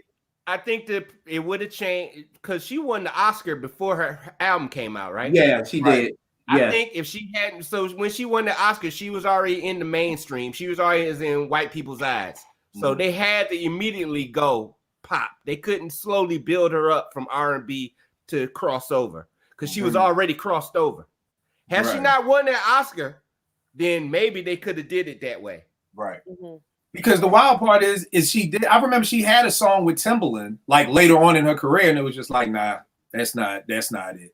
Or even like with Brandy, when Brandy got with Timbaland, it was like, nah, that's not it, B. Like, so I mean, no, Jay, no, I like the album, I like that joint, but to me, I get you, I get it. The energy she had with Dark Child to me was just clicked. Right. You know what I mean? Right. It was like the energy that Aaliyah and Timbaland and Missy had. It just clicked. You know what I mean? I got you. Even though Timbaland trying to go to Brandy, I just don't feel like it just. It's those things where it's the same thing with Rich Harris and A. Marie. Nothing is gonna get me more hype than you tell me A. Marie. I think she just dropped like a triple album, and I'm like bored halfway through the second one. But if you tell me Rich Harrison, horrible. But if you tell me Rich Harrison is back together, I'm like, I'm there. Like, yo, it's. So again, and that's a great question. I've always wondered this, why do people leave their first producer? The one that just gels with, and I get it. People always tell me, well, people want to grow. And I'm like, look at history. I'm a big history buff. It don't work. Nobody who leaves their OG producer, except for Aaliyah. Aaliyah is the only person who left Candyman. That's the second time. I ain't saying it no goddamn more tonight. After she left him and got with Timbaland and Missy, she actually got better. Yes, she did. Right, yeah. Like, to me, Aaliyah is the only person who I can think of who left the main producer, who was with a producer who was the biggest producer at the time, to basically get with two no-names. Timbaland and Missy was nobodies when she got with them. Right. You know what I mean? And took off. So why do y'all think people leave working with their main producers? Well, with A. Marie, I think I know her and Rich was messing around. That's the problem. You know, he got with B and started giving her sound to more people. She got in her feelings. But there we go. We talked about this before. Her sound. Is it really the A. Marie sound, or was it the Rich Harrison sound? Like, now, if A. Marie came in and said, use this meters drum break 20 times in a row, then I'll say it's the A. Marie sound. But I mean, because if you think about it, he was on Mary's Beautiful Ones.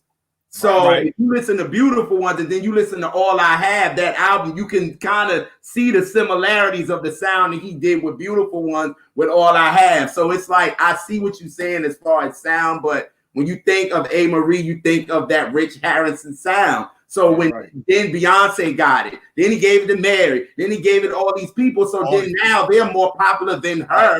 So then now when she gets the album again, everybody is like, wait a minute, this is Beyonce's sound. This is this. So she's lost. She gets lost. And A. Marie has no personality for me. That's just what it is. But I just like, she just gets lost under the sauce. So it's just like, but I think he put his full time into her. Right. So it's like everybody look at it and be like, well, this is A. Marie and Rich Harrison's sound. That's how they do it. So now here's the thing: is Rich wrong for that? If me and Porsche are, she's a singer, I'm the producer. As a business, no. As a business, he wasn't wrong. But okay, but as a business, but come on, like he got mad money. Okay, so as a business, it's not wrong, but I guess as a loyalty thing, right? Am I wrong there? No. Okay, JP says no. What about you, Porsche? I don't think so. Listen, Jay Bishop.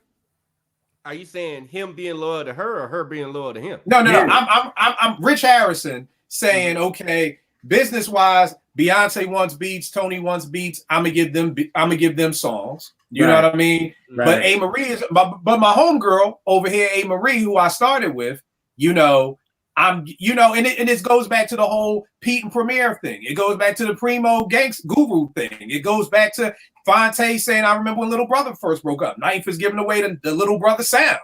You know what I mean? This goes back to every genre of now the producer is giving away our sound.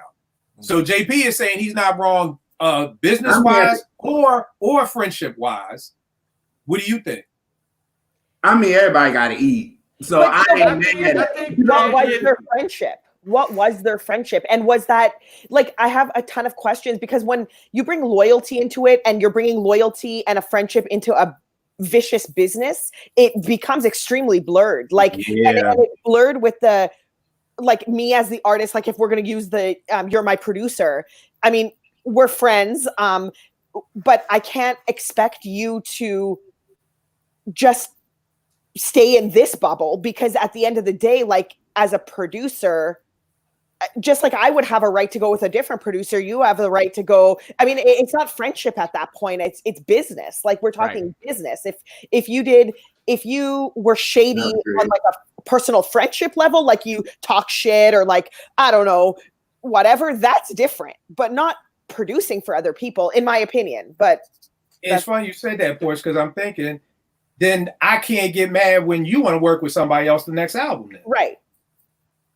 Okay, so you keep saying our sound, but if she ain't got no co-writes on them joints, then it ain't our song. Yeah, if he went and did Beyonce, if she had a co-write on the Beyonce track, then it's their sound. But if he went and did that track by himself and it still sounds like I get that. That's his sound. He can do what the hell he want with it. That's real. Right. Yep. So is the person, so the people who are left behind, is it a situation when Fonte said Knife is giving away the Little Brother sound?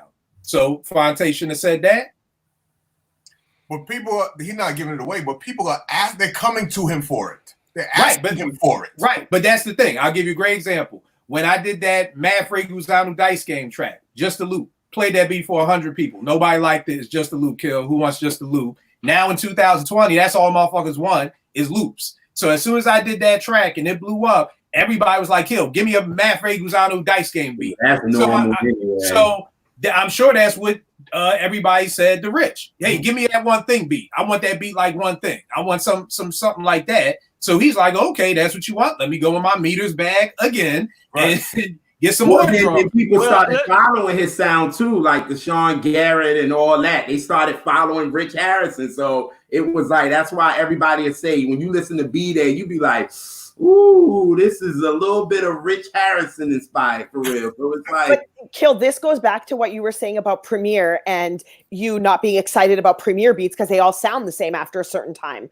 That's just, people want that. That's what he's going to give them. It's Premier. Again, like I said, it's, you kind of create your brand and then people want you for your brand because now when you stamp that Premier production on it, listeners want that Premier sound. They don't want Premier sounding like Timbaland. They don't want that, right? Like that's not what I want from, if I want Timbaland, I'm going to go to Timbaland. I'm going to go to, if I want like Dr. Dre, I'm going to go to Dre. But the problem is, Porsche, what happens is you can't afford Timbaland, so then you got to get a knockoff. You know, it's almost like when you're growing up in the hood, like I can't afford to do Jordans, so where them fake Jordans at? And that's what happens. Like what JR was saying, when when Timbaland first did the drums, when he first did, 1 in a million, you know, with those stutter drums. Everybody bit that. Gospel artists was doing them drum patterns. Yeah, so true. it just becomes a time where it's like, oh, we have Timbo, how much you want? 150,000. Good Lord. This nigga over here doing for 10,000. The problem is that it is a fine line for a producer to walk between being a brand and having a quote unquote sound and being one dimensional. What killed Rich Harrison? He was one dimensional. He had that one sound, and when it died, he ain't been working ever since. Y'all remember what's the boy Shakespeare Briggs, who did Can You Pay My Bills, who did No Scrub. He had that stupid flamingo guitar. No more. When that shit died, we ain't seen that ever since. Yep. And it's funny because I feel that way, and this I guess be my controversial statement of the night. I feel like that's Primo. I feel like Primo hasn't been relevant, really, at least for me, for the past 20 years. No, like, Primo has tried to evolve. Like, everybody knocks Primo on the Christina Aguilera shit. Here's the thing. Trying to evolve. Here's the thing. I mean, he's done some good stuff, but what I mean, and the key word in your sentence is tries. I have tried to play a keyboard. It didn't turn out good. Okay? I have tried to cook macaroni and cheese. It didn't turn out good. Here's the thing. That I'm not good at. Like, my question whenever we bring up Premier and this topic is, and I have to defend DJ Premier, is what are people asking of him? Like, this is a very big question, and it's an important question because who is going to Premier and saying, okay, DJ Premier, I want you to come up with something brand new. Give me fusion. I want fusion from you. They're not saying that. They're saying, I want a DJ Premier beat. If I come to you and say, Kill, I want mac and cheese that tastes like my grandma's mac and cheese, and you tried it, yeah, you tried it and you're going to fail. But if I tell you, Kill, you know, I want your version of mac and cheese, whatever you give me, it's going to be your version of it. So to me, I always have to ask, what are they asking of DJ Premier that he's producing the same type of beat every time? Personally, I don't think nobody's asking Premier for shit. I don't think in the past 10 years, nobody has really asked Premier for anything. Why do you think that? Why? Because I think when 2000 came, when Just Blaze and Kanye came out, in my opinion, they basically replaced Pete Rock and DJ Premier. During the late 90s, Premier was the person you went to when you wanted that street sound. So the rest of your album was pop, but if I get one Premier beat, I'm good. Just Blaze took that nigga's spot because that became Just Blaze. Just Blaze became, oh, yo, Fab, we need a street banger. Nobody was calling Premier for that. They called Just Blaze for Breathe. When Fat Joe had a whole pop album and they needed something for the streets, they didn't call Premier. And think about how much Fat Joe worked with Premier. They called Just Blaze. Just Blaze became that person who, if you want that street banger, that's where you went to. Jay wasn't calling on Premier no more. Nas wasn't calling on Premier no more. 50 never called on Premier. All the big name artists, I don't just mean the Nellies, nobody in hip hop was using Premier like that. If we take away them two prime albums, Premier in the last 10 years probably has not had more than 10 beats out. That's one beat a year for probably the best producer of all time. Yeah, but he doesn't need to. But he also doesn't need to. No, but what I'm saying is that when people call on Premier, the problem is nobody's calling. So it's kind of like what we said about Teddy Riley. Like, when I was like, why isn't Teddy Riley doing stuff? And y'all was like, he doesn't have to. That's cool, but now nobody's calling on him. Like, literally, if you take the time to really sit down and look at the past 10 years, you aren't going to be able to. I mean, music evolves, right? So, but the thing is, Primo didn't. Like Jay Bishop said, he didn't evolve. But Primo didn't have to. But he didn't have to evolve. I mean, can you say that about he's good where he's at. He didn't want to be like a pop, like a Swiss. He didn't want to be a Just Blaze. I don't mean that you have to evolve. Like, I don't mean that you have to evolve to go pop. But for instance, JD came out with the neo soul sound. Everybody bit it, and then Jay Dilla said, "You can keep that." This is one of the reasons I have him number one above Premier, because he was able to switch. He was able to now go and do donuts. He was able to go do something totally different that was still dope, and that made different people want him. See, before JD was only making beats for the Howard University crew. Right. You know what I mean? But when Dilla came along, now he's doing tracks with Ghostface. Shit on Built for Cuban Leagues too. He got probably the hardest tracks on there. Yeah. The thing is, when building a brand, you can get to a point where that's all that's expected of you. And if you do something outside of that, is really not going to work. Like, right. Remember Coca-Cola tried new Coke. That did not go well.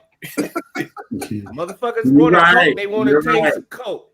Right. Motherfuckers want Premier, they want the heavy drums and the scratch hooks. Yes. They don't want you to do this other shit. Right. But the problem is the point where he built the brand, and that's what is expected of his brand. Hey, don't that over we always talk about it, going back to Mary when we say Mary with the Mary album is completely different from what she and nobody rocked with it.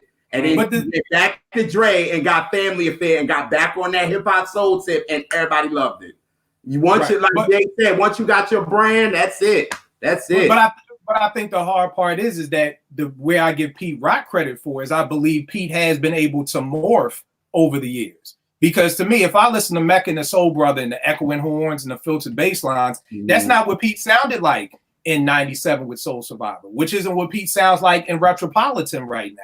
You see what I'm saying? So I feel like Pete's got a brand though. Pete's no, brand. I agree. I agree with you. I agree with you that he has a brand. But there's a difference between like using those, like Pete Rock still sounds like Pete Rock if he's not using the same exact ingredients each time. Right. He's still using his Pete Rock special seasoning spices in there, but it's not the same exact way each time or ratio each time. Here's the wild thing. And I wish I had my speaker set. You know what? I'm gonna unplug some stuff and set what time it's not too late to play music. I'm gonna play y'all some stuff because I totally disagree. I feel like about that you still know it's Pete Rock. I guarantee I'm gonna play some shit. We gonna play a little game. I got some shit on my hard drive. Some of it's Pete, some of it's Mad Lib, some of it's Ninth, some of it's me. It's all stuff that nobody's heard. And we gonna see if y'all can pick out a Pete Rock beat. Because to me, nothing on Retropolitan sounds Pete Rockish. If that to me, really? Really? Like, no. I'll say this. Outside of the joint that they said that it's all good. Outside of it's all good. If you're telling me that what's that? 6 days, the one where he's talking about being outside Willie Burgers, sounds like Pete Rock. The penny jerseys. Like that, you to just know that that's Pete Rock. Like to me, when we talk about Pete Rock, okay, JP, you was right there with me. I say Pete Rock. What's the first thing that comes to mind? I just want to see if we hit. What's the first thing that comes to mind? Sure. No. I mean elements, like how we said with Premier. Like Jay Bishop said, you want them hard drums and the scratches. You think of Premier, you think scratches. So for me, with Pete, first thing echoing horns. Yeah. So that's like the first filtered bass lines. You know what I'm saying? Bass lines. That's what I think about. So this is the thing. Pete's not giving you that anymore. He's not. There's not one echo horn on Retropolitan. There's not one filtered bass line. Yeah, but they're not echoing. So okay, but that's what I'm saying is there's still the Pete Rock elements are there. They're just not identical as it's always been. But here's the thing. Penny jerseys has no horns on it. I don't boil the Pete Rock sound. I'm gonna do this. I'm gonna do horns, let's get this though. together. No. I mean, it's not I boil the Pete Rock sound down. The Pete Rock sound to me is that SB1200, the way that machine sounds, that aliasing that's in that machine, you could just hear it. Okay. And the way his drums sound, he doesn't use stock drums. He uses sample drums, and you can tell. Now, here's the thing. He hasn't been on the SP1200 for 20 years. He's still using. He just put out the return of the SP1200. Say right there, good brother. Uh-oh. You got right here. I've seen him use the MPC before. No. This is from the remix. This is from 19. Shit. This is what happens when you get old. I got to take a damn picture to blow this up. It's from 2008. And basically, what Pete is saying in this whole entire article is he no longer uses the SP. He's on the MPC 2000 XL, and how him and Guru try to manipulate the MPC 2000 XL to sound like an SP 1200, which makes me say, why don't you just use the goddamn SP 1200? So, because why am I going to sit here and spend 20 hours and that's a picture of him on the MPC 2000? It's because of sampling time. You know why. I mean, yeah, but at the end of the day, what I'm saying, and hold on, I'm bringing this stuff up right now. Let me switch off of these. I knew this was going to happen.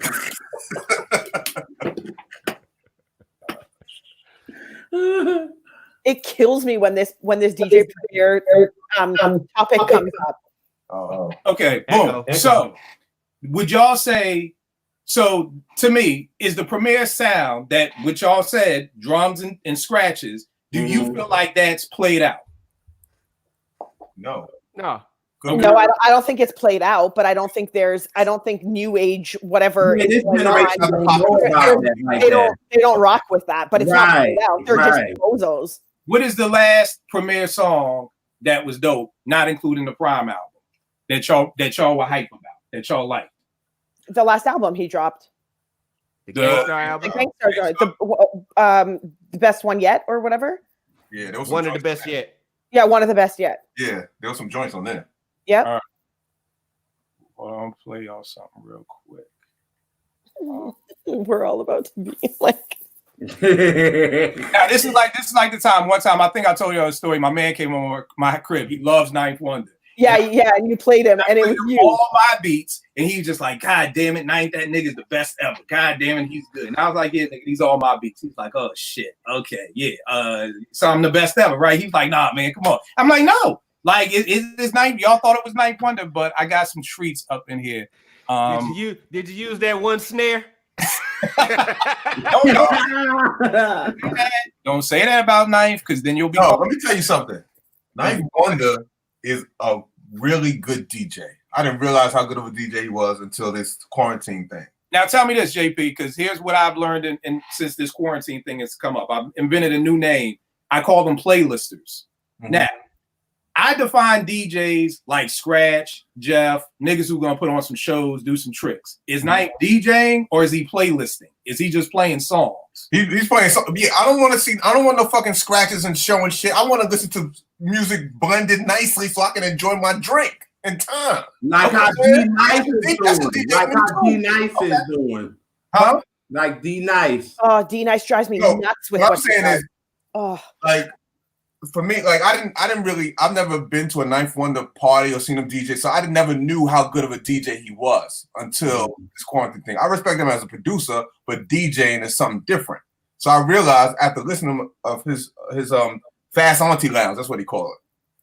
The shit, he's good, man. He plays, for me, he has that art of playing songs that are not hits, but he'll play a song you know that's a good vibe, play another song you don't know, but it fits into the vibe of what he's playing. Nice. He's like, I respect him for that. I was like, okay, I agree. Because some of the songs he played, I never heard before. So he's really good at sequencing. And no, because again, that's actually a really good skill to have, because that's what I'm saying. Lord knows, like. But I feel like that's why I call them playlisters, because I'm like, you're essentially playing music. Like, you're not, to me, DJing is scratching. But again, that's just my definition. We all have different. So you think I'm not DJing? I got parties? Do I think a bunch of scratches at parties? I mean, I've been to a Jeff party. I haven't been to a D Nice party, but if it's what a D Nice party is what he's doing on quarantine, I just prefer the Jeff stuff. I prefer hearing some scratches. I prefer hearing that. Because I'm gonna tell you the truth. I DJ'd in a nightclub for 3 years, and motherfuckers don't want to hear that scratching shit. Here's the thing. I saw somebody on Twitter today who said, and he's a DJ, I don't know who he was, he's got like 50 million followers. He's like, can we just retire this 90s shit once and for all? Oh yeah, I posted that shit. I posted that. That shit was stupid. But here's the thing. It's the same thing y'all are saying. Who want to hear that scratching shit? Who want to hear that 90s shit? Unless you're in that club. So everybody has, again, they have their audience. If you go to see Jazzy Jeff do a DJ set, you're going to see some tricks. That's what you want to hear. If you're going to establish that that's what he's going to do. We thinking totally different things then. Right. That's what I mean. Yeah, okay. It's almost just like hip hop. Like, we got to get this into a specific show. Like, you know, if we just say rock and roll, like I said, somebody's going to say Chuck Berry, somebody's going to say Van Halen. That's why, to me, rock had to be broken into these genres so that you had heavy metal. You had this. So like I said, the person who wants to go see Jazzy Jeff, they want to see some scratches. Okay. Right. All right. Yeah, makes sense. The after party of the Neo concert, hell no, nobody want to see no scratches and no tricks like that. They want to, they want to dance. You know what I mean? And then you have another DJ where they don't want to dance, like JP said. They just want to sit, they whine and talk and kind of have it as background music, just enough to make you, relax.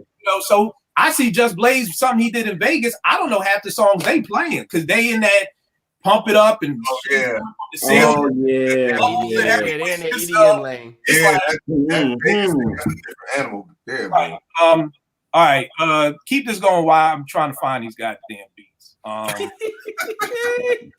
to find the place. We're gonna have to go soon. I know, right?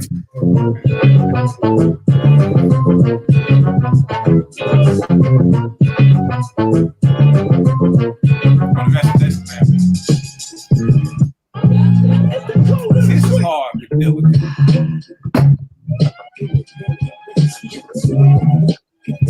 This is bad because it got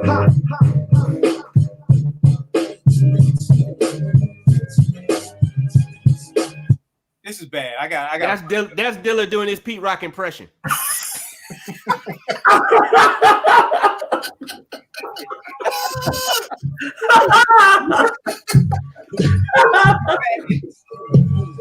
I never realized how much Dilla puts his tag on it everywhere.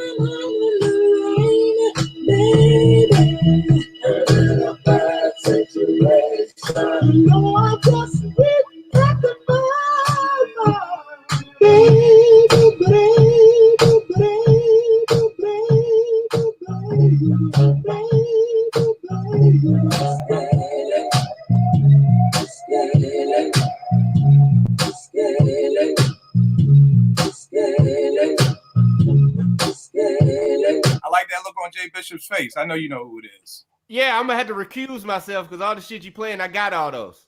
But I ain't even digging the trace yet, man. I got something, man. I got something. All right. So the moral is, y'all still think so. Kind of like what we talked about from the Teddy Riley and Babyface. And I was like, why don't they produce anymore? Everybody said they don't have to produce anymore. So for Premier, do you think people aren't calling on Premier because nobody's using them right now, right? We agree on that. I mean, the Griselda Cats is still working with him. He's still doing shit with them. Did you like that joint he did on that Pray for Paris? I honestly haven't even listened to Pray for Paris yet. Okay. I like the other joint they did all together. The joint where he used the same sample that Bink used for Rick Ross? Bink used, for Rick Ross. Yeah, All right. Although I like Bink's version better, actually. Yeah. All right. I'm sure Bink does too.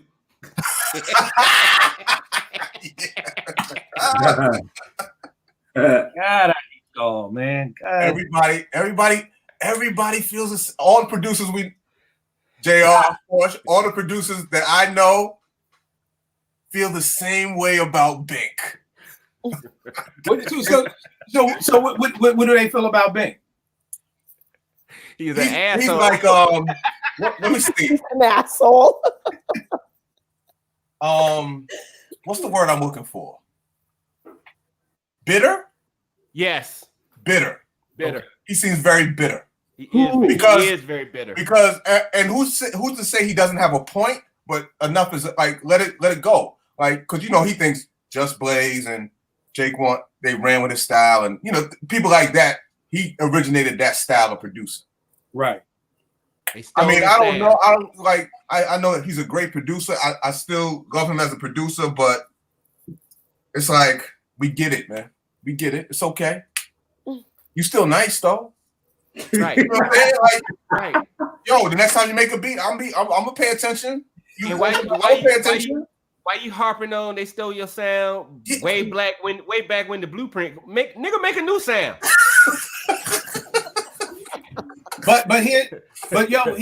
Here's the problem. And I made Hove make another Hove.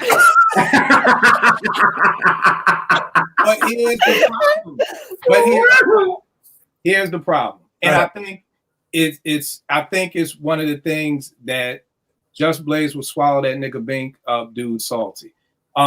Corporal Cemetery just joined in and said that Just Blaze will swallow Bink. I think the problem may be is that some of these producers, and again, like for me, I feel like, and I love Premier. I love him to death. I just felt like he was a one-trick pony. Like I feel like what he did for Griselda, did One Tricks. I need something more. You know what I mean? It's like if your wife keeps making fried chicken every goddamn day, it's like, okay, sweetheart, I love this chicken. I need something new. You know, I feel like I got that from Pete. I feel like I got that from Dilla. I think maybe Just kind of retired before we got tired of him. Because keep in mind, I haven't probably heard a Just Blaze beat probably 10 years. I don't know if we sometimes keep in mind how long the people we praise ain't had a hit or really made some shit. Like Just Blaze was on Lemonade. I mean, but this is what I'm talking. But this is what I'm talking about. One song in 10 years for Just Blaze, nigga. That's good for me. If I do one song every 10 years, but this was somebody who in 2003 to 2008, every time you turned around was smacking you in the head with something crazy. Like, as soon as I was like, oh shit, breathe. Then I hear The Incredible. What's up, Porsche?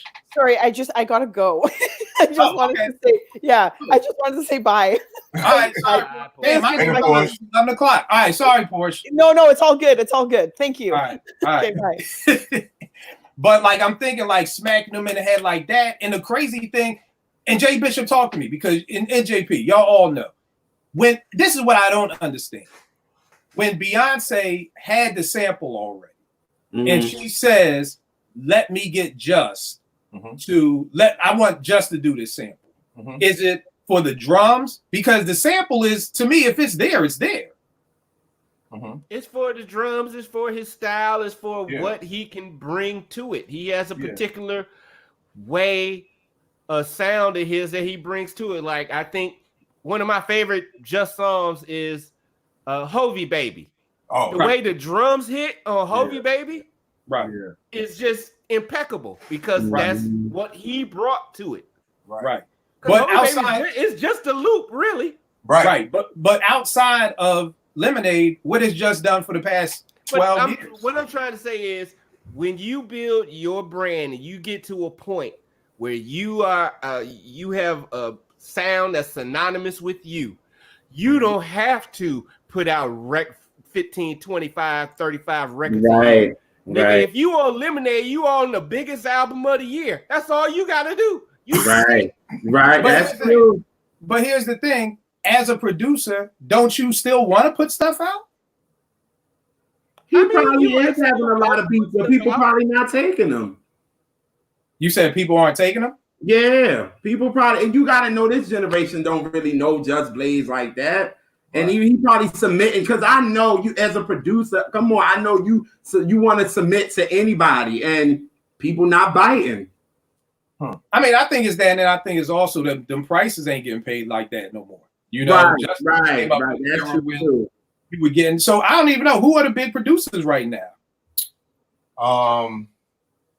In what, hip hop? I mean, I guess hip hop, like the Zaytovens and. Wonders and Boy, Murder Beats. K Trinata. I love K Trinata. Oh, my God. Oh, one of my favorite.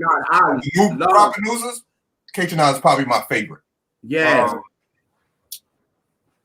It's a bunch. I don't know everybody, you know what I'm saying, but it's a nice amount of them out there.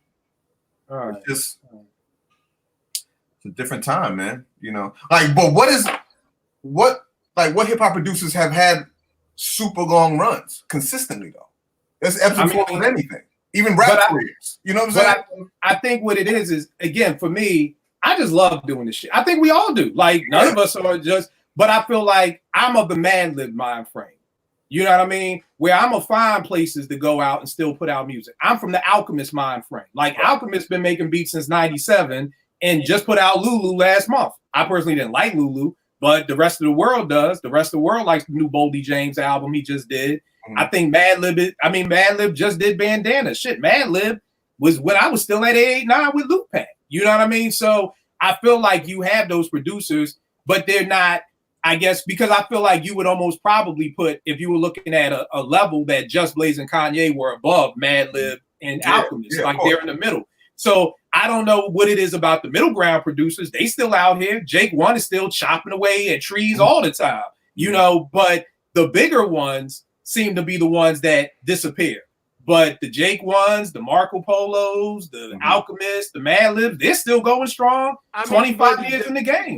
The big ones is the one who set the sound and music evolves. Sounds don't stay the same. Like, why you think ain't nobody? When the last time you heard a Jam and Lewis production? Right. When the last time we just talked about Babyface? When the last time you heard a Babyface? But this is a great. Sounds change. But this is a great piece. You don't think Jam and Lewis could change with the sounds? Yeah, they can. I mean, change with the times. Like you don't think like No, if Jimmy Jam. I don't think they could change. I can't. I don't think they could do a trap record and make it authentic. No, not a trap record, not a trap record. But well, let's that's say the sound now, though. But I mean, would you say that's the R&B sound? Yeah. Like when I hear Summer Walker is trap. Yeah, a lot of Yeah. London, her pop producer, London on track producers. Okay, I mean, like again, when I hear Summer Walker's album, I just don't think trap. When I'm hearing like the joint, like I like Summer Walker's album, but I don't hear trap. Like, and again, I'm slow with this because I just found out there's a trap museum. So I've never listened to Jeezy. I've never listened to no trap music. So I mean, there's a whole genre called trap soul. Right. Oh God, why? Trap soul. All right. So here's a better question. So what is the chick her? Like Naomi loves her to death. What is her? Where does she fall? Oh, she's an R&B chick to me. Yeah. R&B chick. Right. So she's not trap. Okay. She like a little. She can do it. Like the first time I heard of her was that first EP where it was just the back of her and it said her and the lights or whatever. Yeah. And those songs, some of them had a trap feel to it. But when she really started putting out more music, you said, "Oh, she can do a lot more." She's a real basically, artist. they created a new subgenre called alternative R&B. Okay. Which is basically R&B with trap leanings and less contemporary. Like contemporary R&B is based on shit like, I don't know, chord structures. but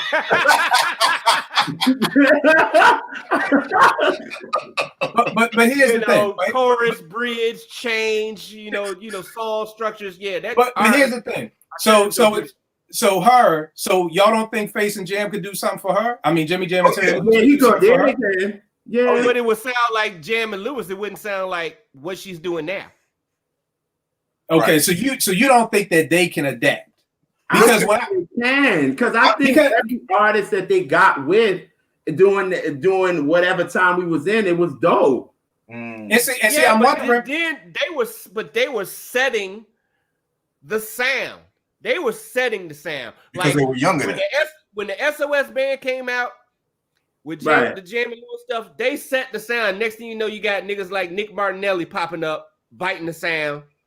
Right. Everybody's going off of that sound. When Control came out, then everybody started putting all these industrial samples and shit in their music. They set the sound. They can't set the sound now because the sound's already set. But even if you don't set it, they've proven that they can change their sound. Like, for instance, to me, Alchemist in 2020 don't sound like Alchemist in 1997. Right. Madlib now doesn't sound like Madlib in 2000. But here's the thing. So my thing is, why is it that these middle ground producers, Jake One is doing everything. One of my favorite Jake One songs is goddamn Usher song.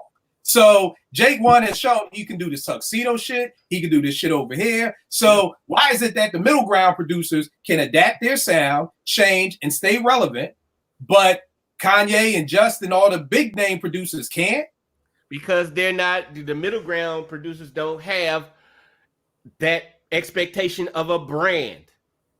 Premier has the expectation of a brand, so he can't say, "Oh, one day I want to do a R&B soul funk project like Jake One did." Premier can't do. Niggas be looking Premier like he's stupid. What the fuck are you doing singing on records, Premier? But nobody will hear that shit, nigga. But here's the thing, and I don't know how y'all feel. Did you ever hear? Because these are very few times that he did a song for Royce called, I want to say, "Shake It Off." Yeah, did y'all hear that? Yeah, I remember. Sounds nothing like a Premier beat. Nothing like a Premier beat, and I loved it because it sounded nothing like a Premier beat. And maybe I'm the odd man out. I just give a fuck if it's dope. I don't care. I don't care if there's no scratches in it. Right. But again, I may be the minority, and you may be right, Jay Bishop, that the minority of the world want the same old Premier. I just want it to be dope. Like, that's why I love the Outkast. I don't give a fuck if Organized Noise do it. I just want it to be dope. And I don't know if that's what producers are scared of, like to do something different. Because when I heard Shake It Off, I would have never thought Premier did it. And I was like, that's what makes it that much more amazing that Premier did something that doesn't sound Premierish, but it's still dope. It's still dope. That's the problem. We're always like, I always tell people like, yeah, I could try to play keyboards, but I can't, and it's gonna be whack.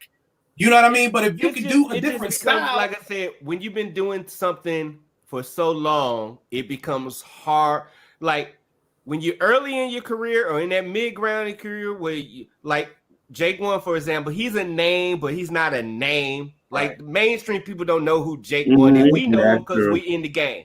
Right. But hold tight. But when you say he can make that change, but go back, look at when Babyface made that Face to Face album when he had the Neptunes produce him. Everybody was looking at that album like it was whack because it didn't sound like traditional Babyface. Right. But here's my challenge. Was it whack because it didn't sound like traditional Babyface, or was it whack because it looked like to me that he was chasing a trend?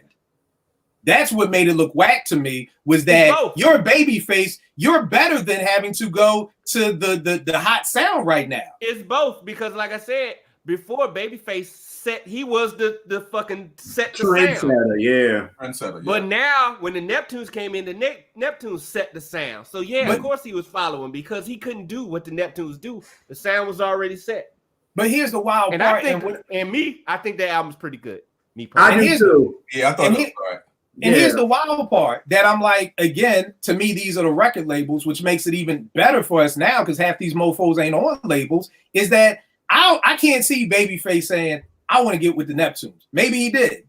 But I see the record label being like, we need to sell some more records, goddammit, Kenny. Let's get you in the studio with Pharrell and them. Mm-hmm. So now that you are free to do whatever you want to do, like JP, when I met this dude in 95 on the ASR 10, his sound from 95 to now, so he probably went through 4 different phases. You know what I mean? And all 4 of them phases was dope. Jay Bishop, I'm sure with you, the new album you're going to send me, I'm sure it don't sound like the last album I reviewed. You know what I mean? So again, I was just wondering from the last show when I was just like, I don't know why Babyface doesn't just grab up a singer and produce it. You know what I mean? Or like, why and I don't feel producers need to change their sound. Like, right. Like when you're talking about if Jam and Lewis did something for her, they can just do a Jam and Lewis record for her. Her fans are not going to know about Jam and Lewis anyway. That's right. That's right. They don't know about Jam and Lewis, so it'll be a new sound to them anyway. Yeah, right. And to me, that's into it. And to me, that was the question last week. Portia and them was saying, "Well, you know, we just think that they're good where they're at." And I'm like, "Dog, I don't understand that because I feel like if you love creating music, you're never good. You're always going to be creating music. Like I would be totally shocked if Babyface said, "Nah, I haven't been in the studio and made a beat in 5 years." I would be completely shocked. You know what I mean? So I was always like, "Yo, why won't Pete Rock go out and find a new rapper to produce?" You know what I mean? I find rappers every month on fucking Twitter. You know, if I can find Yao and Mousse on Twitter, Pete Rock can't. You know what I mean? Like Pete Rock can't do an album with Yao or find a dope producer. Like, why don't Premier, you know, find a new producer? I mean, find a new MC to mess with, you know, to produce a whole album, you know?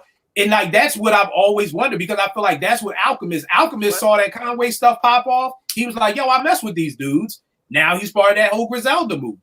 You know what I'm saying? Jake One got a lot of that has to do with ego because we haven't really talked about ego. When you get to a certain point and you've established yourself as a quote unquote legend of the game, how would it look for Premier to be like messing with some no money dudes he found on Twitter?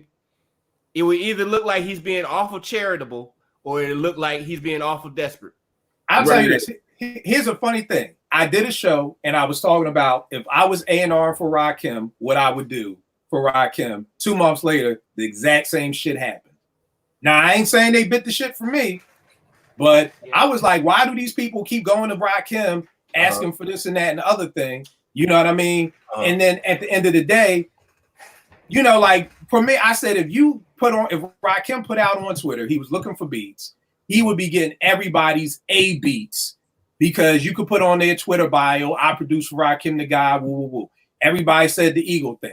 Funny thing, Portia sent to me last week on Instagram, Rakim is looking for beats producers. Send all your beats to rakimthegod@gmail.com. You know what I mean? Because to me, I would try to even make it look charitable. I mean, like you said, I guess I don't understand, and I'm with you 100% on the ego, but I'm always like, let's do it for the culture.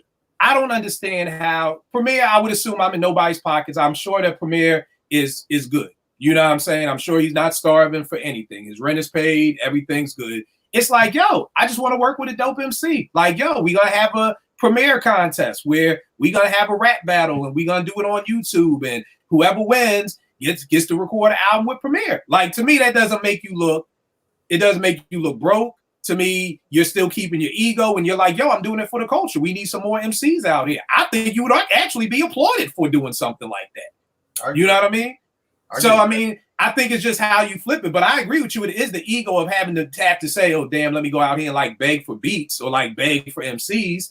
But I don't know. I would think, like, you know, when I look at Premier's track record and I'm like, yo, how have you only made like 2 beats in 10 years? And I know you haven't just made 2 beats in 10 years. You probably made hundreds, but you've only sold 2.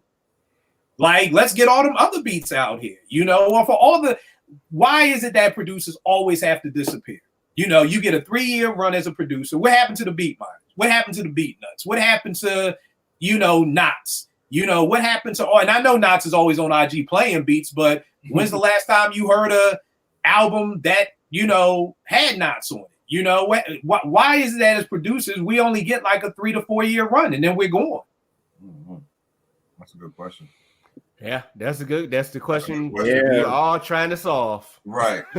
You know, I'm like, yo, what happened to the beat nuts? I love the beat nuts, you know, and the beat miners. I mean, that Black Moon album that dropped a while ago, I was expecting more from that, and that was kind of just, you know, blah. It was kind of stale, you know, and I know we ain't supposed to say those things. I mean, Corporal Cemetery said Knots was on the Last Evidence joint, and I think that's the hard problem, is that now our heroes are only getting like 1 song. You know what I mean? Like, they're like, okay, you know, such, you know, like, you're right. Just Blaze was on Lemonade, but it's just like, God damn, like, that's the last time I heard Just Blaze. Like, I would think Just Blaze, and the funny part is a lot of producers are trying to get on that Griselda bandwagon, because I'm cool with the A&R over there. And he was like, Kel, yo, I get your beats to these niggas, but I ain't gonna hold you. You're behind Premier, Pete Rock, Alchemist, Evidence, Derringer, like Madlib, like, bro, and, you know, he's like, Kill, I love you. I love what you do for the kids with your haircuts.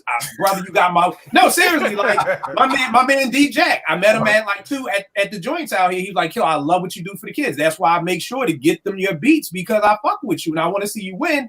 But nigga, you in line behind like everybody. You know what I mean? He was like, yo, I was just in the studio with Wes. We listened to like 100 Madlib beats and he picked 1. You know what I mean? So, like, you're in line, my nigga. So it's like, now it seems like everybody is really coming back to those, you know, now all the OGs now. Right. All the OGs are now trying to get in the Griselda camp. You know what I mean? And they already got Derringer. That's what D-Jack was explaining to me. Like, my nigga, we got an in-house producer already with Derringer. Mm-hmm. You know, and Alchemist is damn near an in-house producer for, you know, for them now. I am a firm believer of what you were saying, basically the Rich Harrison thing, where you find you an artist and y'all set out and y'all make a sound. Y'all just push that. And I truly believe that's the way to make it. Yeah. You're not gonna make it chasing placements. That's not gonna work. Not at all. You gotta go out there and forge your own path and make your own sound and set your own trend. You know what the hard part is? And the weird thing is I was watching an interview with West Side Gun one day, and I had this like epiphany of like what Wes was saying was like, yo, I was a street dude and I did whatever I had to do to get, you know, Conway the money to get in the studio. Whatever we needed, I provided the money. You know what I'm saying? Benny got locked up. Conway got shot. That's why I started rapping, because we had these studio sessions locked down. We had all this stuff locked down. The epiphany I had in that is something that I always knew, is that I feel like to succeed in this game, you need some type of drug money behind you. Not like I'm dead ass, because at the end of the day, that's what Wes was saying. Like when Benny comes and says, yo, I need 800 t-shirts. How much? 10K. Oh, here, take that shit. You know what I mean? I don't have nobody in my corner who got 10K who can just be like, yo, Kill, take that shit. You got to be. You know what I mean? And it hit me because, JP, I don't know how you felt, but coming up in the 90s, it was like, I feel like if I just make something dope enough, then I'll be heard and someone will gravitate to me. Where at the end of the day, I always tell people, if Jay-Z is Sean Carter, the UPS man, he doesn't make Reasonable Doubt. He can have all that same talent, all those same rhymes, but working at UPS, he ain't having no money to get Premier Beats and Ski Beats and pay for D&D sessions. All that came from drug money.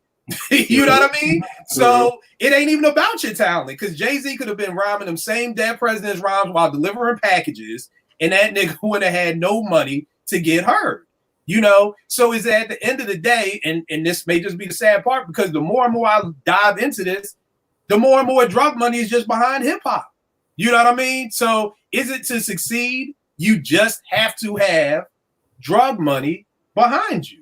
And if you don't, then you essentially don't succeed. You gotta, I don't want to say drug money, but you gotta have money. You gotta have money to do to accomplish anything substantial at a accelerated rate.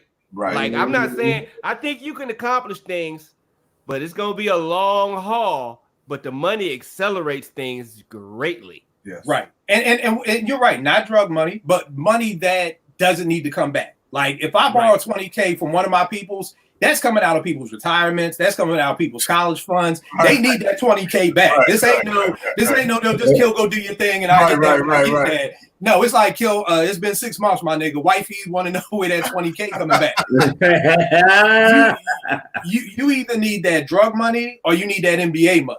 You know what I mean? Where you can just be like, I don't know if you ever saw How to Make It in America. It's a dope little series that used to be on. If y'all ain't ever watched, you're watching on demand. It was about these two guys trying to make a jean line, and they couldn't get nothing to happen. He ran into one of his friends who he went to high school with, white boy, worked on Wall Street. He's like, man, I make $560K a year. I just want to be down with y'all. Let me be down with your jean line. And he became the backer. So like you said, it doesn't have to be drug money, but it has to be somebody who has extremely long pockets. So when they say, well, we need $10,000, $20,000 just to make the demo of this gene, that here you go. You know what I mean? And I think it wasn't until that West interview said that it really hit me like, wow, that's really, it's dope that we're always out here and we're grinding, we're doing our music and we're living our dreams. But at the end of the day, JP, I appreciate you supporting the t-shirt line. When we did them t-shirts, it was like I was doing photo sessions with people like, can I get that t-shirt back, please? Like, I can't even give a t-shirt away. Like, we don't have enough money to just give out t-shirts to everybody. It literally was like, me and F thought we was buying out the brink with 2 G's. We was like, all right, we got 2,000 a piece. We gonna do this t-shirt line, nigga. That 2,000 went like that. You know what I'm saying? Right. You know what I mean? And it's just like, damn, so it's kind of disheartening, but yeah, that West thing really hit me like, damn, you really need this money behind it. I don't know if y'all knew the Meg Thee Stallion situation with her trying to get out of her label. Mm-hmm. I didn't know her label was owned. He was a former MLB baseball player. Oh, yep. I know that. Wow. Yeah, he's a former baseball player. He said he put $1 million into Meg. Wow. Easy. You know what I mean? And you hear Meg's side of it. She's like, I'm hustling. I'm on every radio station. I'm doing my thing. And I'm like, shorty, I don't disagree with you, but you had to get on that radio station. And that's where that $1 million came from. That's right. You know what I mean? And I'm like, yo, if I had $1 million and a chick who's a damn near stripper and willing to take her clothes off at any moment, I could make the next Meg Thee Stallion. You know what I mean? But who has the $1 million to put behind that? Right. You know what I mean? So it's the frustrating part. But Jay Bishop, tell me a little bit about the new project. I'm excited about this. I got a new project. It's called Steppers. It's coming out tentatively July 3rd, if everything goes according to plan. And it is a boogie funk project. It's reminiscent of Kashif. It's reminiscent of the Whispers. It's reminiscent of the early 80s. Yes. Late 80s, early 90s sound. A lot of Lindrum, a lot of 808. And it's my first attempt at doing a full R&B album where I'm singing every song and doing that. Right. So, like I said, I'm put out a single from it. I already got a couple of singles out from it now. I was working with a funk label out of Italy called Sleepers Records. I put out 2 singles with them, but I'm putting out the album on my own label, Late Pass. And I got a current single out called Conversations Online. You can find it on Spotify and all the streamers where I don't make no money at. And you can find it on my Bandcamp, latepastmusic.bandcamp.com, where you can find all my music. I've been doing this. I've had my label since 2016. I put out a rap album. I put out 2 house music albums. I put out a great album with my partner J Paz called Amp Soul. Yep. You can find that there, and you can find that streaming. And now, Jay Bishop, I want you, and I'm glad that JR and y'all are cool again, because to me, that's who you want to get your album to, because he does a dope show on YouTube where he reviews all new stuff and old stuff and everything. Yeah, I just went to his on Spotify, so I'm on it. That's who you need to get the new album to, because once he gets that red cup in him, and he's good money to go. But that's real. You know, so that's who you definitely want to get your joint to too. I definitely will. And like I say, I tell everybody, I am no singer, but I try to evoke a feeling with my words and with my vocals. So, for somebody that don't like the My Life album, though. I'm not doing karaoke. I produced and played every sound on this motherfucker. Yo, tell me this, Jay Bishop. Tell me this. Hey, what? I ain't got a bass guitar here for nothing. Goddamn it. But tell me this, good brother. What makes you? What we're talking about? Producers who we love, who we look up to, who are our Mount Rushmores, who get stuck in a sound, who get pigeonholed in a sound. What makes you do different things? Because you said this is a new funk album. You've done house. You've done rap. Like, what makes you go in different places? It's because I want to grow as a songwriter and a producer. I want to get better, so I try to challenge myself to do music that I feel that I relate to, that I'm missing. I did a rap album because I thought I had something to say, and I wanted to hone how to produce and how to make a rap album. Then I made a house music album because I'm from Detroit originally. I grew up listening to Electrifying Mojo, listening to the Belleville 3 and Inner City and all those house techno pioneers. And I wanted to pay homage to that sound. I had never done it. So I wanted to do it and challenge myself. Can I do it in style? I grew up on 80s backyard barbecue funk, you know, and I wanted to make an album in that style. So I'm trying to challenge myself to do it. Real. I mean, like I said, I'm no singer, but I wanted to challenge myself to sing and make it sound as good as I can using my production skills that I've learned. I wanted to be a better songwriter. So I wanted to challenge myself to actually sit down and write songs that had a subject, had a subject matter, a meaning to it. The song I got out now called Conversations Online is basically reflected on me and my wife were texting each other. And I was thinking about how conversations over the years changed and we don't really talk face to face anymore. And I'm tired of having all these conversations online trying to communicate how I feel to you. So I'm gonna like this song.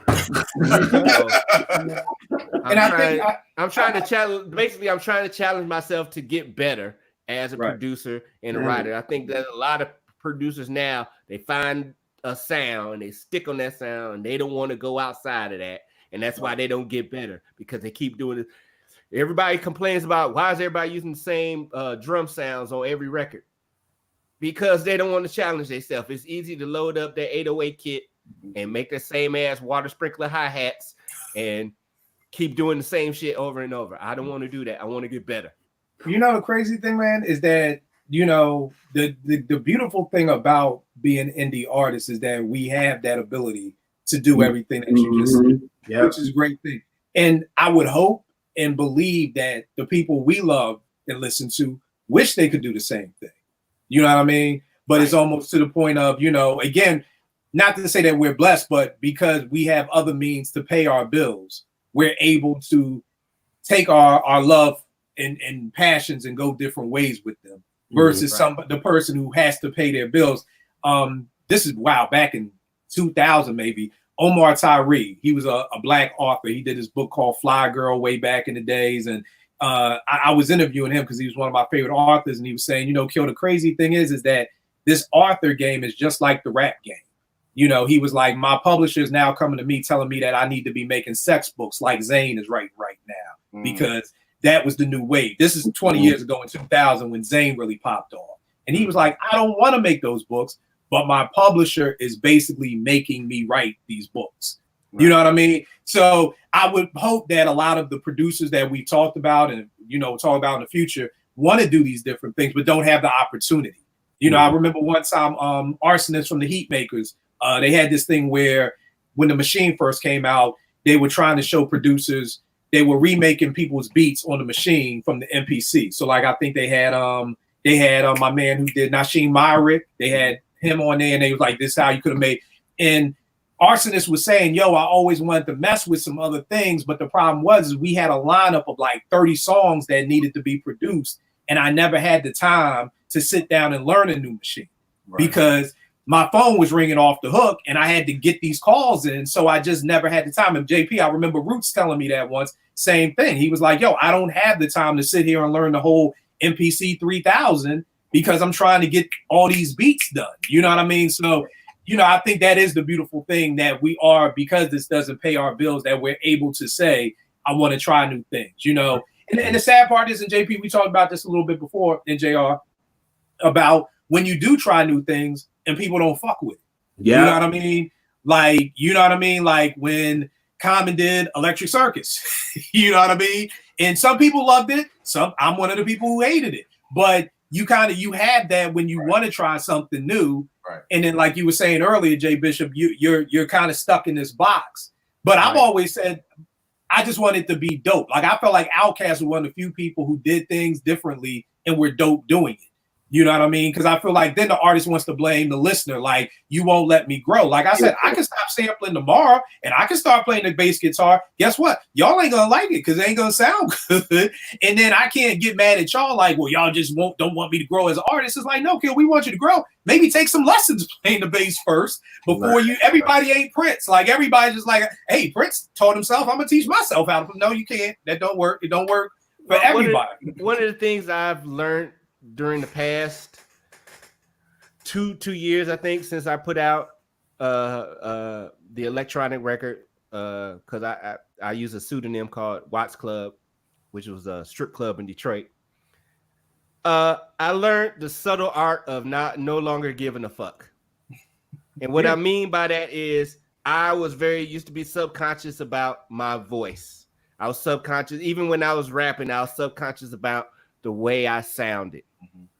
And I've learned to slowly let go of that and say that the important thing is not how I sound or whatever, it's the art. What I'm trying to create is the most important thing of me getting the art into the world. So fuck all the other bullshit.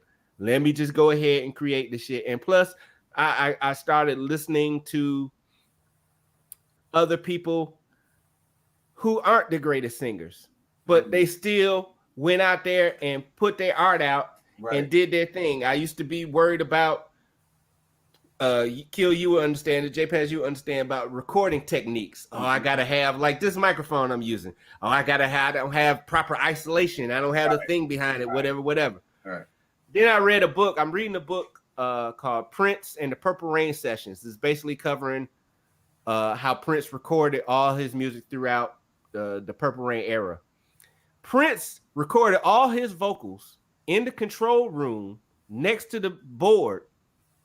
No isolation, nothing. He just had a mic boomed over the recording so he could work the tape machine and record his vocals at the same time. No isolation, none of that shit. And nobody complains about Prince's vocals. So I immediately let that shit go. I was like, fuck, I don't need no isolation. It's nothing like something to give you perspective, right? Yes. Right. So, and the great part is too, is that I always think about the 80s hip hop that we love, that nobody knew what the fuck they was doing. Right. You know what I mean? Like, you know, like the Jungle Brothers may be one of the most horribly mixed and mastered albums ever, but I don't want the 20th anniversary remastered version. I like it for what it was. You know what I mean? And if the art is dope, to me, that's the most important thing. My man Corporal Cemetery, no love for High Tech. I loved High Tech, but again, here's a producer who disappeared. You know what I mean? Like High Tech got with Dre in that Aftermath camp and kind of disappeared. You know, I love what he did for Pac on Malibu with the Come Down single. Thought that was amazing, but he kind of disappeared. J-Paz, what about you? I met you. We was ASR 10 sampling, record digging all day long. Yeah. I find you 10 years later, you like, fuck a sampler. I'm playing everything. What made you shift? I mean, I still do sample. I just don't put my sample stuff out. I may put it out for free, but I just like I first thought when I first started sampling, I used to try to play around the sample because one of my big influences when I started producing was Mary. And I was so influenced by What's the 411 in my life. And I really studied those albums and how to use those samples. But, you know, the Hitmen and, you know, all those who produced those two albums, they played those chords around those samples. So that's what I started doing, trying to learn how to do that first. And then I, you know, kind of did away with the sample and was able to create melodies and stuff on my own. So I was like, yo, I could do this. So it just gave me the confidence. And I just started making more and more music without samples. I mean, I still do sample, but like I do a bunch without as well. So, okay, I'm gonna tell you about that man right there. That man is one of the most gifted people I know when it comes to creating melodies and building chord structures around it. J-Paz got that work. He got that work, man. Bro. Okay, that's dope. That's dope. That's dope. I'm like, y'all gonna cook up something for another album? Yeah, we working on that. I had to finish working on this one I'm doing now, but now that that's done, and my because we did that, I did that, and then right before that, you know, I'm down with the Dirty Old Men. Yep, right. I know y'all did your Detroit project. That Detroit project. So, but yeah, my window is clear now. So yeah, me and J-Paz about to get it cracking on. Yeah, we're gonna get it cracked. So I'll send them files back and forth again. Yep. Yeah. That's what it is. Hey, Gil, I got something for you. You was talking about this the other day. Oh wow, man, the ASRX. That's what's up. How is that? Did you like that? The OS is quirky, but once you learn how to get around the kinks in the OS, yeah, it works great. But yeah, the OS be doing some funny things. But once you figure that out, and they fixed it. If you get the red version, they fixed the OS in the red version. But the black OS, like you be turning the shit and it don't turn, or you be trying to change patterns and it'd be a hiccup in the pattern. Like, what the fuck are you doing? What's up. So, quick question on the production set. What are you using right now? What's your main hardware? Machine. Okay. I'm using Machine. I do all the music in Machine. And then for mixing and recording vocals, I do it all in Reaper. Okay. All right. And what about you, J-Paz? What you using now? My main thing I use Reason. I do vocals and most of the production in Reason. You know, I use VSTs, and sometimes I use my Yamaha motif and a couple other things. But Reason is my main DAW that I use all the time. All right, that's what's up. That's what's up. Jay Bishop, let them know where they can get at you. Give them all the Bandcamp, all that Spotify, all that good stuff. You can find me. Just look up Jay Bishop on Spotify. But I implore you to go to latepastmusic.bandcamp.com, and you can find me. All my music works there, including the Amp Soul album I did with J-Paz. You can find that there. And all my socials, just follow J Bishop Funk on Twitter, on IG, on YouTube. You can find me J Bishop Funk. All right, no doubt. J-Paz, give him everything, good brother. Yeah, J-Paz Music, JPAZ right there, music at Instagram and Twitter. All right, JR. Junior World of Soul on Instagram, Music Soul Nick on Twitter, and then my YouTube page, Junior World of Soul. You can check out what I do every week, current R&B bangers, and I try to do a joint, keep the conversation going. My next one is going to be about Uptown, so that's really dope. So check me out. Yeah, I was gonna say I want to actually, if possible, I don't know what you guys' schedules is for this upcoming Thursday, but I want to do a whole show dedicated to Andre Harrell and Uptown. So if you guys, J-Paz, how's that work on your schedule? Thursday? Yeah. I think I should be good. Yeah, I think that should be good for Thursday. Yeah. Jay Bishop. I'll be good. All right. So, and then we'll probably get Porsche and probably burn one more person. We'll do a whole because I said this on Instagram, you know, about, and I'll ask this question during the show, but it's really about when people say we don't give people their flowers. I really want to know what that is, because I know anytime anybody ever brought up a label to me, I was like Andre Harrell, like all the time. You know what I mean? So I'm always like, well, who are the people who don't? Are we talking about the powers that be? Are we talking about the magazines? You know, like who is it when like Quest did this whole big thing on like Andre Harrell, we don't give our heroes their flowers. So, because I know that they were working on an Uptown series with BET. So it's like, you know, they're doing a series on the man. So was he? So, but I just didn't want to try to make a little segment to like say 5 minutes things about Andre Harrell when this man deserves so much more than 5 minutes. You know, like this man is responsible. Like I literally want to do a family tree. Like we wouldn't have like all the way down to the bottom.